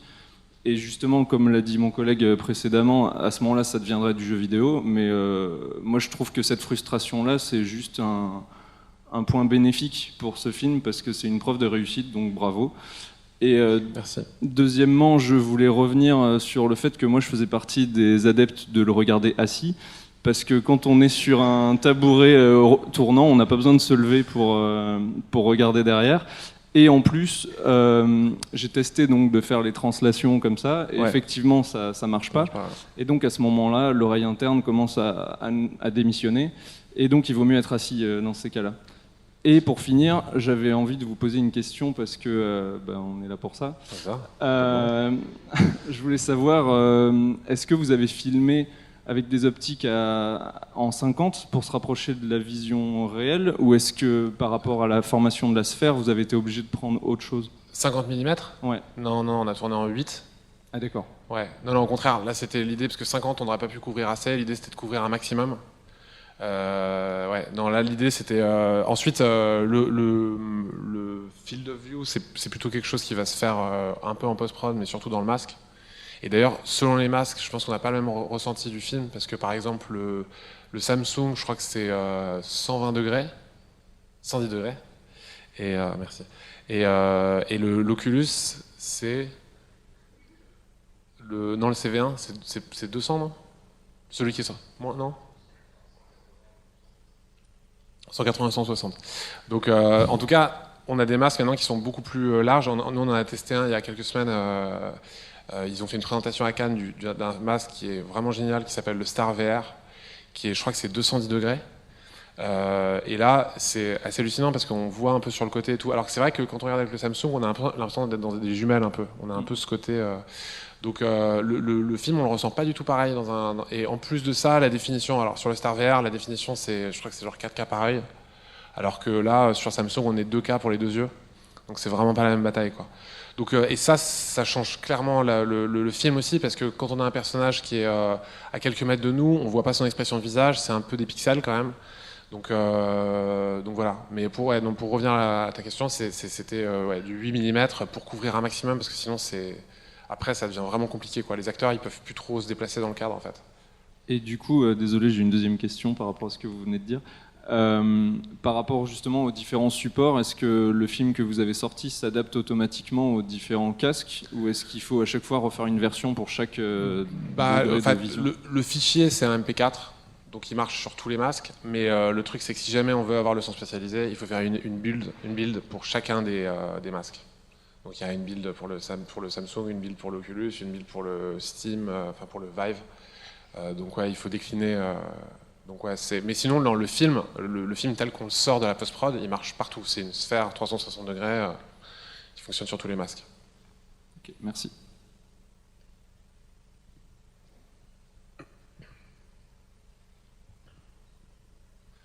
Oui, dans le format d'image que vous utilisez, il y a donc 360 degrés horizontalement, et verticalement, on est quasiment sphérique, on a 180 degrés.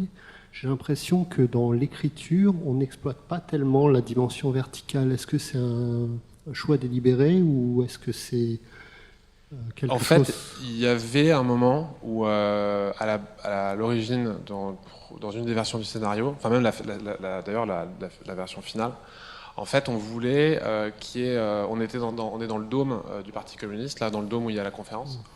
Et en fait, j'avais envie de créer au moment où il commence à bugger, comme il a ce souvenir qui revient de la plage, qui est son souvenir, qui est un peu le souvenir solide, qui est un peu la colonne vertébrale de son souvenir, j'avais envie de commencer à mettre de l'eau, en fait, à ce moment-là, et d'avoir une sorte que le dôme se remplisse à l'envers d'eau, en fait. Mais en fait, on avait une deadline, et il y a plein de petites choses comme ça qu'on n'a pas eu le temps de faire, que c'était trop compliqué, trop long, trop cher, trop tout. Donc du coup on l'a pas fait, mais il y avait à un moment donné, il y avait cette idée parce qu'en plus le dôme il se prête vraiment à ça. Mais sinon non, il n'y avait pas trop d'autres scènes. Si, il y avait aussi un autre truc, mais pareil, ça c'était impossible à faire, mais enfin on aurait aimé le faire, mais en fait il y a un moment, il y a une scène qu'on a tournée mais qu'on n'a pas mis dans le film, où en fait le robot se fait voler donc dans l'aéroport, et on avait rajouté une scène de l'aéroport, et on était dans un sac avec une fermeture éclair, et il y a un moment donné où on était dans un rêve, et il y a une fermeture éclair qui ouvrait le ciel, et tout d'un coup on était dans l'aéroport. C'est-à-dire en fait on était dans un sac, et on avait créé une sorte de mise en abîme comme ça dans le sac. Le sac était une sorte de boîte de rêve, c'était pareil, c'était une fermeture éclair qui venait du haut, mais c'était trop long à faire, donc on n'a pas réussi à le faire, et c'était même un peu trop waouh, quoi. C'était un peu c'était un peu trop d'effets, en fait. Déjà, il y a beaucoup d'effets dans le film, il y a déjà beaucoup de post-prod, et il y a un moment donné où j'avais un peu peur de me perdre dans les méandres de la post-prod, et comme en plus on avait à chaque fois c'est assez long parce qu'il faut regarder le film intégralement. Enfin voilà, il y avait des moments où c'était compliqué de... Je voulais savoir justement quelle est la part de post-prod par rapport au film. Ça a l'air d'être vraiment très intensif, mais par rapport à un film classique, vous avez quand même consacré beaucoup plus de temps. En fait, ouais, nous, il y a eu à peu près 3 mois de post-prod, peut-être un peu plus, et on l'a fait vraiment en cavalant parce qu'on avait une deadline. Mais bon, alors effectivement, il y a le stitching qui prend pas mal de temps. Mais là, en l'occurrence, c'est pas le stitching qui a pris le plus de temps. C'est vraiment toute la direction artistique de Cube, toutes les transitions. Il y a plein de choses qu'on a. Alors là, typiquement, voilà, vous voyez cette scène-là, la fenêtre derrière. Alors là, j'ai pris une photo. C'est une photo qui date. C'était quand le film n'était pas fini. On a rajouté des buildings au fond. Il y a plein de petits trucs comme ça qu'on a rajouté tout le long et. On avait vraiment, c'est un film qu'on a tourné, là ça se passe à Montreuil, en banlieue parisienne, et en fait quand on regarde le film on a l'impression que c'est à New York. Donc, et tout le film c'est ça, quoi. C'est qu'à chaque fois on essayait de trouver des éléments dans le décor. Il y a des post-producteurs parfois ont même fait des trucs que j'avais pas demandé pour cleaner des trucs et tout. Donc c'est pas ça, je pense pas que ça a à voir tant avec la VR qu'avec juste le fait que ce soit un film de science-fiction. Et en plus, la VR, il y a un engouement pour ça, enfin, surtout là quand on l'a fait, tout le monde avait envie de s'y donner vraiment à fond. Donc voilà, on a beaucoup bossé là-dessus. Et ensuite, bon, effectivement, la réalité virtuelle fait qu'on est à 360 degrés, donc on retouche pas juste un cadre, on retouche tout. Donc ouais, la post-prod, c'est en pourcentage, je pourrais pas vous dire, mais le film, on l'a tourné en 6 jours et la post-prod a duré 3 mois, quoi. Donc,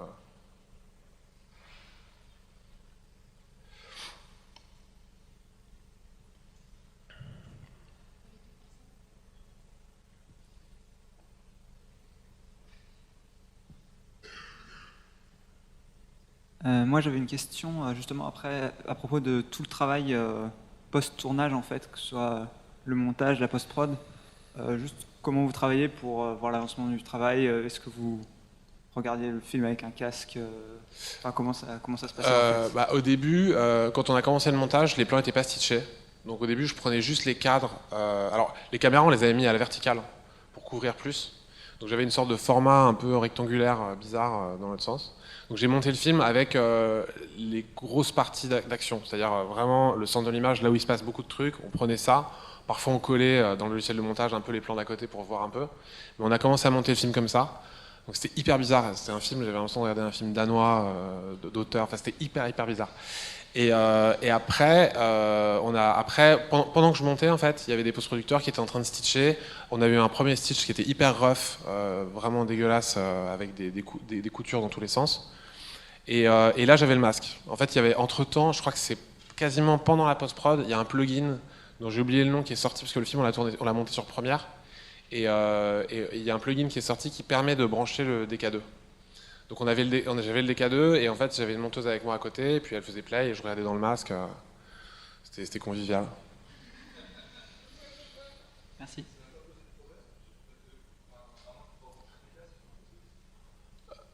Ouais, faut prendre le micro. D'ailleurs, ça n'a pas posé de problème, ça, justement, pour pouvoir parler avec la monteuse ou le monteur, parce que c'est... s'il y avait, à moins qu'on puisse, je ne sais pas si on peut brancher 2 casques, si ça a été bien foutu de ce point de vue-là sur un PC. Je pense que ça va finir même en termes de puissance, si c'est faisable. Je sais pas trop. Ouais, en fait, c'est un écran. Hein. C'est juste un écran en fait. Donc, le DK2, c'est vraiment juste un écran HDMI. Donc, je pense que c'est potentiellement possible. Mais non, bon, on se le passait quoi. On se le passait, mais c'est vrai que moi c'était quand même celui qui passait le plus dedans, mais on se l'échangeait de temps en temps pour qu'elle voit aussi. Ouais. Bonjour, je voulais savoir si vous aviez envisagé qu'on puisse changer de point de vue pendant le film d'un personnage à l'autre, ou même sortir, être d'un point de vue externe, et même omniscient, où on pourrait entendre les différents personnages. Alors là, dans ce film, non. Être Dieu, ouais, c'est ça. Là, en l'occurrence, dans ce film-là, ensuite, on aurait pu imaginer qu'il rentre dans les caméras de surveillance, par exemple, parce qu'il est connecté à Internet et tout. Mais on l'a pas fait parce que c'était un film plutôt centré vraiment sur le personnage principal, sur l'intérieur, qu'est-ce qu'on ressent à l'intérieur de lui.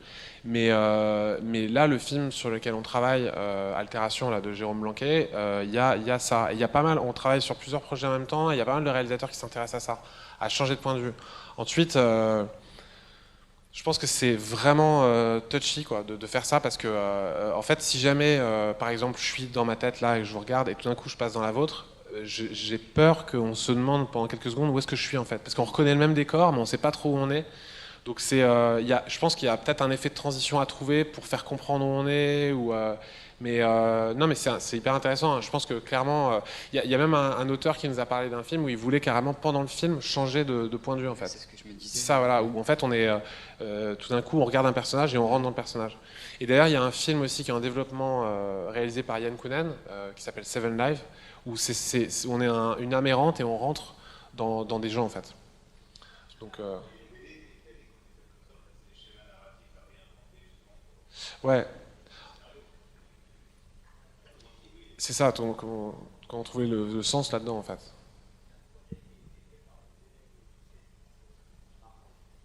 Qui est sur le même principe.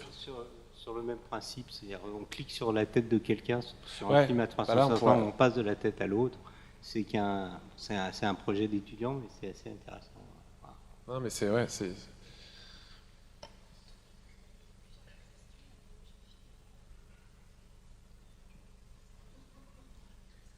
Je voulais revenir sur l'interactivité où quelqu'un a dit que c'est du jeu vidéo. En fait, on s'est amusé à mettre de l'interactivité dans la vidéo 360, mais je crois qu'on n'est pas du tout dans le même média, on est plus dans de la visite ou des choses comme ça, donc c'est pas du tout la même chose. Par contre, on s'est confronté à des problèmes techniques de poids de fichiers qui sont monstrueux. Ouais. Et donc ma question, c'était est-ce que vous avez la même chose? Parce que c'est très bien de faire ce genre de films qui sont très très bien, je trouvais super ce que vous avez fait, mais si on ne peut pas les montrer, c'est un peu gênant. Ouais. Et on se retrouve dans l'obligation de redimensionner les poids de fichiers qui du coup perdent de la résolution. Donc on est, si on choisit une mauvaise résolution, on peut le lire. Ou, voilà. Ouais. Et pour l'instant, on est un peu limité sur les transferts, enfin sur les flux envoyés. Quoi. Bah, en fait, bon, YouTube et Facebook sont quand même pas mal pour ça, parce que, enfin, c'est pas dingue, hein, mais c'est quand même mieux que d'avoir des fichiers de gigas qu'on doit envoyer à des gens. Vaut mieux passer par les serveurs de Google qui sont. Mais non, sinon nous là, on a eu cette problématique il y a peu de temps, parce qu'effectivement, on veut mettre le film sur le store de Samsung. Le film fait 2 gigas. Oculus et Samsung nous ont dit mais c'est juste un peu, les gens vont pas vouloir en fait télécharger parce que ça va prendre trop de temps et puis ça use la batterie et puis enfin voilà, il y a plein de problématiques comme ça. Donc du coup on a réussi à le réduire à 800 mégas. Et alors je sais pas comment ils ont fait, mais je crois que déjà le H265 c'est quand même mieux que le H264, c'est plus léger, c'est plus fluide, machin. Donc je pense qu'il y a des trucs à trouver, il y a plein de petits trucs sur Internet pour faire ces trucs-là. Mais ouais, c'est sûr que c'est un problème. Hein. Là, pour l'instant, parce qu'on est passé d'un fichier HD à tout de suite à des fichiers 4K. Ouais, je pense que clairement, ils vont finir par trouver un équilibre, un format un peu clé qui va nous permettre de faire ça, quoi. Mais ouais, on a le même problème, clairement. Bonsoir, je voulais savoir, en fait, je pense pas que vous l'ayez dit, combien de personnes exactement vous étiez sur la production, la réalisation, le concept en son ou rien que pour l'écriture de la narration. Combien de personnes ont été réunies? Sur tout le film? Ouais. Je vais compter. Pour savoir à quelle échelle est-ce que ça a été réalisé? Je pense qu'il y avait, je sais pas, Antoine, c'est une question pour toi ça. Il y avait combien de personnes sur le film? Il y avait quoi, 190 personnes? 82. Ah, lui, il a compté. 82 personnes, ouais. Donc 82 personnes, il y avait je sais pas, une dizaine de personnes à la post-prod. Sur le plateau, il devait y avoir 30 personnes. En amont, enfin, il y a... Je pourrais pas exactement dire comment c'est réparti tout ça, mais à l'écriture, on était 2. Ouais, voilà, on était... Ouais, c'est ça doit faire... Voilà, bon, 82 personnes, réparties un peu partout.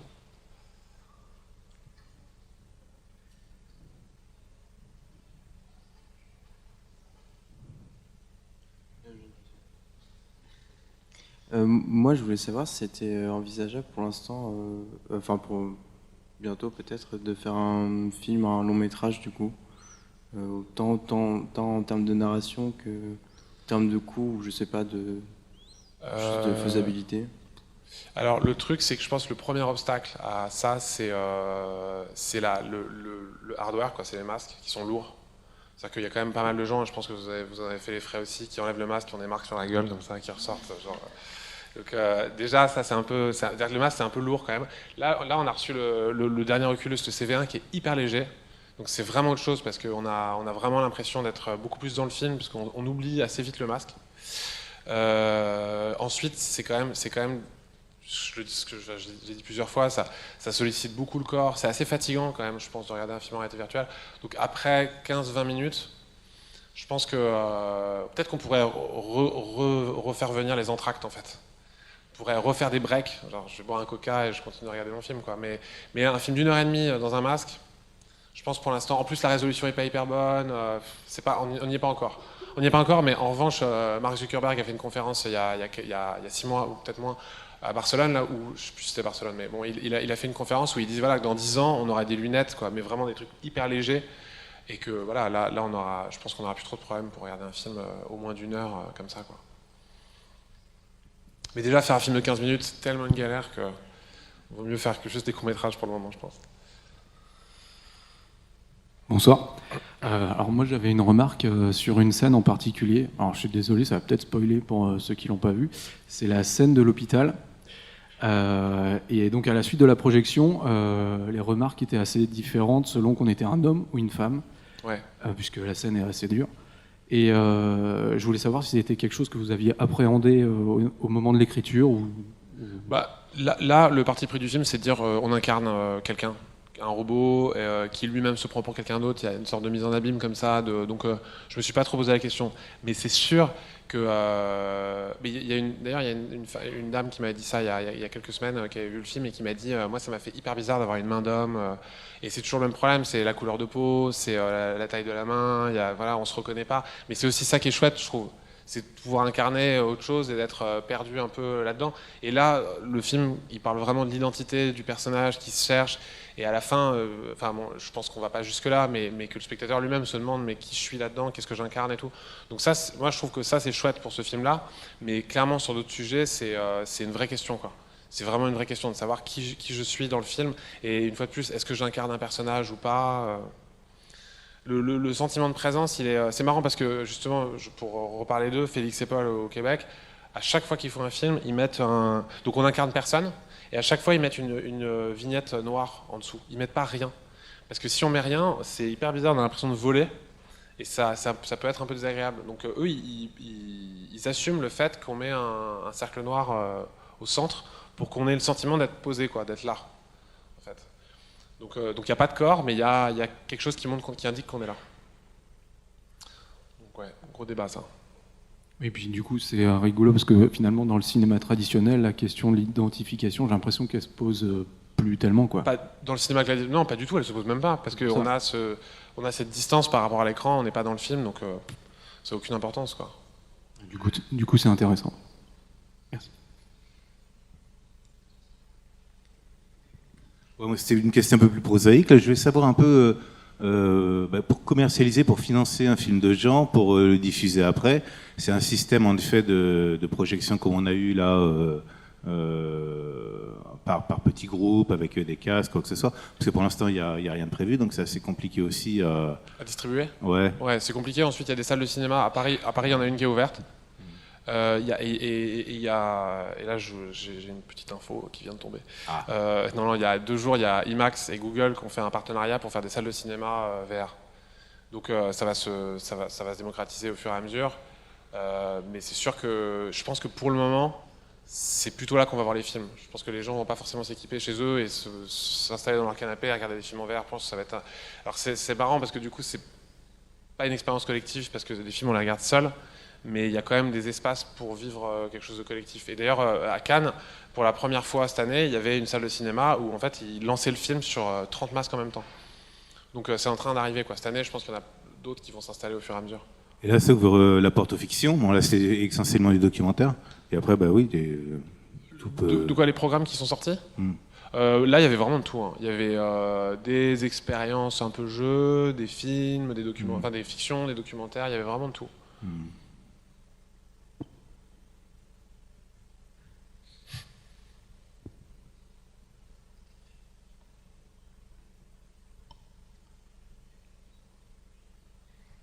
J'avais une question pour le producteur.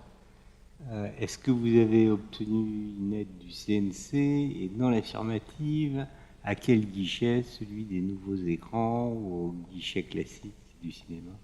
Et puis sur la position de spectateur, j'ai une suggestion, refaire un remake de L'Homme Invisible à la première personne. Ah, vous voulez faire un remake de L'Homme Invisible? Non, mais comme vous disiez qu'on ne se voit pas, Ouais. on a imaginé de refaire un remake de L'Homme Non, c'est Invisible marrant à la parce que première je crois que c'est en train de se faire ça déjà. D'accord. Mais il y a alors on a eu tu me corriges si je dis des conneries. On a eu Nouveaux Médias et Nouvelles Technologies. Et voilà. Non, pas dans les clichés classiques. Ben, c'est pas très classique hein, comme façon de faire des films, c'est pas très. Mais ouais, on a eu Nouveaux Médias et ils nous ont beaucoup aidé. Enfin, on aurait pu être encore plus aidés hein, comme toujours, mais on était quand même bien content d'être aidés à cette hauteur-là.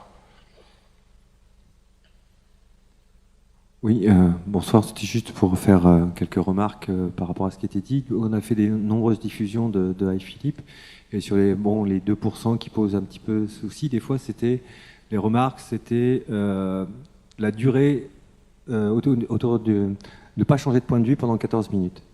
Et c'est vrai que quand on montre des choses beaucoup plus courtes en VR, les gens n'ont pas ce problème-là. Sur 14 minutes, des fois, on avait des remarques comme quoi les gens se sentaient prisonniers en fait, du point de vue, et souvent ça amenait certaines personnes à quitter le casque pour ça, parce qu'ils se sentaient prisonniers. Après, effectivement, il y avait le problème au niveau des dames qui se trouvaient avec l'assaillante de l'hôpital, ne se retrouvaient pas en phase par rapport à l'immersion du reste du film. C'était vraiment les deux seules critiques qu'on a eues, autrement c'était 90% de waouh. Cool. Et donc ça, surtout, on a eu ces réflexions-là à Cannes. Par rapport à Chicago, les diffusions qu'on a fait à Chicago, il y avait effectivement toute la problématique de la normalisation des points VR, c'est-à-dire pour des films non interactifs, comment penser un film VR. Il faut savoir qu'il y aurait quand même deux bandes d'images, donc pour l'œil droit et pour l'œil gauche, mais de toute façon à ce moment-là, on ne peut plus utiliser le MP4, enfin le H264, mais obligatoirement le H265, parce que les tailles dépassent le 1920 points. Et que pour pouvoir anguler le son, enfin faire un son qui soit binaural, il faudrait arriver à une octophonie dans lequel on pourrait rematricer, par exemple quand les gens écoutent du 5.1, rematricer en fait le son 5.1 et pouvoir anguler en direct, enfin calculer le son binaural en direct. Je peux appeler quelqu'un pour répondre à cette question? Ouais. Non, c'était pas une question. Ah, c'est pas une question, ok. Donc justement par rapport à cette question de point de vue, je voudrais revenir quand même là-dessus parce que pour penser 14 minutes sur le point de vue, c'était quand même. C'est vrai que ça peut être enfermant, enfin qu'il y a un côté claustro là-dedans et la même dame, on en parlait tout à l'heure, qui me parlait ça, qui me dit je me reconnais pas là-dedans et en fait c'est vrai que la scène de l'hôpital pose problème aussi parce que on est dans un hôpital et que on est un peu en train de mourir. Du coup, c'est un peu angoissant. Ensuite, moi, je suis content entre guillemets que les gens aient cette réaction parce que c'est exactement ce qui se passe, quoi. On est enfermé dans la tête d'un robot, il peut pas se déplacer. Donc finalement, ça fait partie vraiment de l'histoire, quoi. Donc, je trouve que c'est juste et en même temps, c'est l'histoire du film. Donc ensuite, sur d'autres films, effectivement, je pense que ça peut être embêtant, mais ouais, là, voilà, le film il est comme ça et c'est l'histoire de ce robot qui est enfermé dans sa tête et donc c'est plutôt pas mal comme réaction en fait. Bonjour, moi j'ai pas vu le film mais j'ai une petite question par rapport justement à la technique de filmage et à la focale. Est-ce que ça veut dire que le plan, enfin les images sont toujours nettes partout? Il n'y a pas de flou? Ouais, en fait le point il se fait avec les yeux parce que le film est en relief. Donc du coup, si on veut faire le point derrière, on le fait nous-mêmes en fait. Donc il n'y a plus de. D'accord. Donc ouais. Sur la question de l'esthétique de l'image, vous n'avez pas trop de levier sur le flou. Et la question que je me pose, c'est d'une part, est-ce que ça vous frustre pas, vous qui venez du cinéma classique? Et d'autre part, est-ce qu'on risque pas une uniformisation des styles d'image et de style du film VR? Alors, je vais commencer par cette question. Je pense pas du tout, parce que ensuite on peut faire ce qu'on veut et on peut traiter l'image comme on veut, l'éclairer comme on veut. Il y a quand même encore, c'est comme au théâtre du cinéma classique.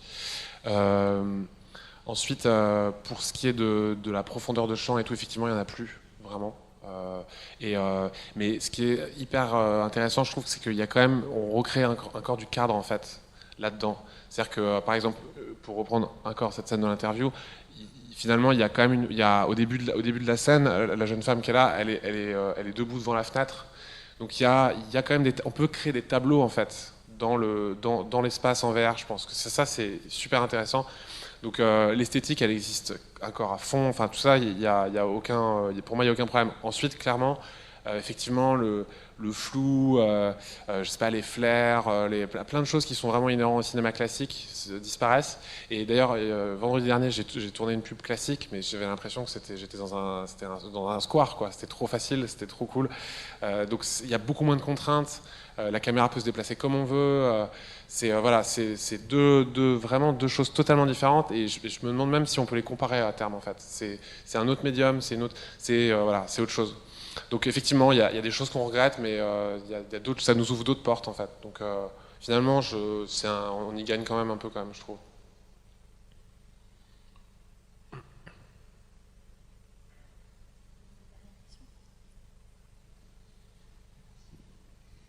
Je voulais savoir si vous aviez essayé d'exploiter les autres sens, comme c'est la réalité virtuelle, comme le toucher par exemple, je sais pas, avec une combinaison. Antoine, je crois qu'Antoine l'a testé, peut-être. Ouais, Antoine, il a testé plein de trucs, mais il vous racontera. Ouais. Et non, moi, j'ai pas testé. Ensuite, on a travaillé. À un moment, on a travaillé sur un projet avec un odorama, mais ça s'est pas fait. Et ce qui est marrant, c'est que il y a 15 jours, on était invité au World VR Forum, qui est un truc en Suisse, qui est de la première édition d'un gros festival de réalité virtuelle. Il y avait plein d'expériences, il y avait, je sais pas, une trentaine d'expériences en réalité virtuelle.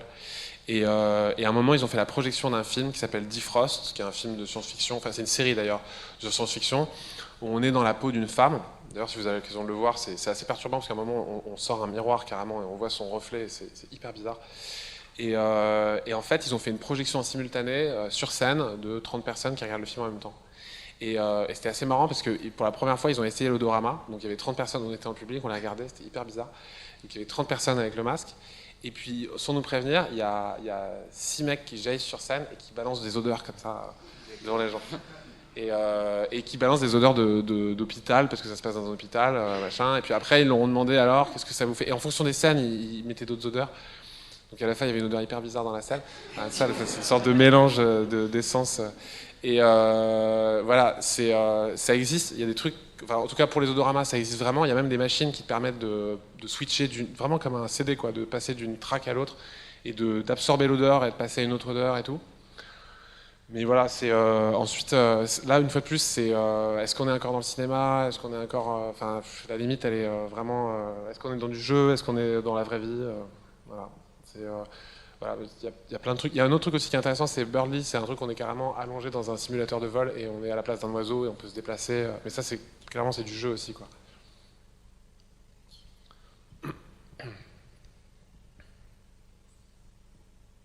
Voilà, merci. Je pense que voilà, c'est fini pour les questions. Une dernière question, Baptiste. Alors, on va prendre la dernière question.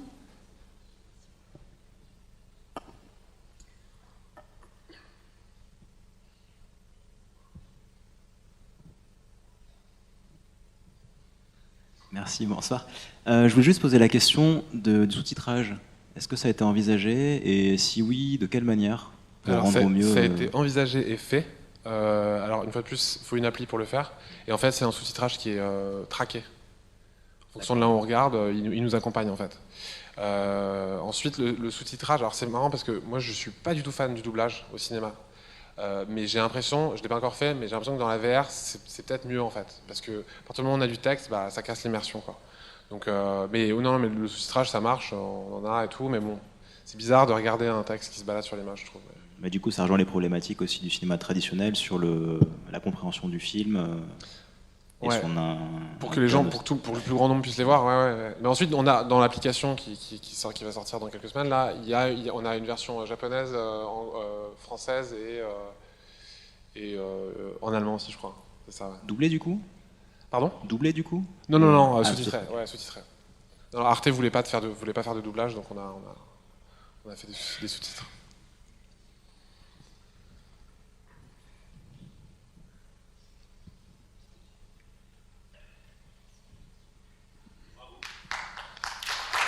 Merci beaucoup.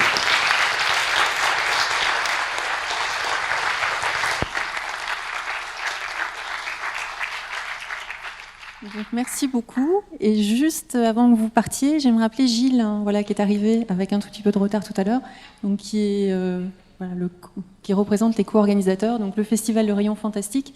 Et on va peut-être vous donner quelques dates. Hein. Bonsoir, alors désolé pour le retard, mais j'avais vu le film avant de venir. Je voulais vous remercier très sincèrement d'abord pour le film, qui est une expérience hallucinante, très sincèrement. Je vous remercie d'ailleurs le Polymage Magélis qui s'est beaucoup investi sur cet événement. Pour votre conférence, moi je n'ai pas osé prendre le micro avant parce que je pense qu'on pourrait continuer toute la nuit. Tellement il y a de choses à dire et sans enfoncer des portes ouvertes, il me semble qu'on est quand même vraiment dans l'histoire du cinéma qui est en train de se construire pour l'avenir. Sans forcément chercher midi à 14h, il y a énormément de remarques qui ont été faites, d'interrogations qui ont été soulevées, de nouvelles possibilités couvrent votre travail. Moi qui me rappelle des grandes étapes de la construction du 7e art, depuis les réactions des spectateurs, du train en gare de la Ciotat, en passant par la vague de relief des années 50, dont on a passé certains films au cinéma de la Cité juste à côté, le requin dans de la mer, ah je suis le requin moi-même, c'est horrible, etc. Enfin, on continue d'avancer et il y a toutes ces nouvelles synergies, notamment avec le jeu vidéo, qui sont passionnantes. Donc nous, on est vraiment le Rayon Fantastique, ça nous touche d'autant plus qu'on a passé Blade Runner, la dernière édition du festival. C'est d'ailleurs Thierry Smolderen et Alexandre Kéris, auteur de bande dessinée, qui présentaient le film parce qu'on aime bien croiser les médiums. Voilà, donc c'est vraiment passionnant, donc un grand merci. Et alors, pour revenir juste, parce que j'entends quand même beaucoup parler de cinéma de genre, ça me fait très plaisir, il faut le faire, le coup de... Voilà, j'ai bien compris, un nouveau masque qui modifierait légèrement l'expérience du film d'un spectateur à l'autre. C'est génial, on va enfin savoir d'un spectateur à l'autre comment on réagirait face à une invasion de zombies. Certains vont résister, moi je pense qu'il faut coopérer personnellement. Mais voilà. Non mais les zombies, je pense qu'on va en bouffer pendant encore un moment, il faut s'habituer. Donc vraiment, merci beaucoup. Oui, alors je crois qu'il y a d'autres projections qui sont prévues encore pour celles et ceux qui n'ont pas encore pu voir le film. Je laisse Géraldine faire cette précision. Alors, on ne les a pas encore programmés, mais on va programmer sans doute quelque chose. Sans doute un mercredi, je ne sais pas si ça... Enfin, il faudra qu'on fasse un petit test. Le plus simple, ce serait que vous nous écriviez pour nous dire le jour qui vous intéresse et à quel moment vous êtes disponible dans la journée. Voilà, qu'on estime à peu près le nombre de personnes. Donc, vous écrivez à codos@magelis.org, l'adresse qui était dans le petit fascicule. Et je me permets juste de faire une petite annonce, puisque, comme vous le savez peut-être déjà, nous vous proposons un autre événement, alors, qui ne sera pas en 3D là, en l'occurrence, mais c'est une projection gratuite en plein air. Voilà, c'est bien, on va s'affronter entre partenaires, et on va dire de façon constructive, mais ce sera la projection d'un film inédit en salle qui s'appelle The Reef, et je soutiens que c'est le meilleur film de requin après Les Dents de la Mer qu'on vous a proposé au Rayon Fantastique. Ça aura lieu sur le parvis des Chais Magélis vendredi 3 juin. On prépare ça avec Magélis et à la tombée de la nuit, il y aura peut-être quelques surprises parce qu'on vous dévoilera quelques titres, quelques points forts de la programmation du Rayon Fantastique 2016 qui donc se déroulera en novembre-décembre, enfin en fin d'année. Encore un très grand merci vraiment et merci à Magélis pour cette projection et cette conférence.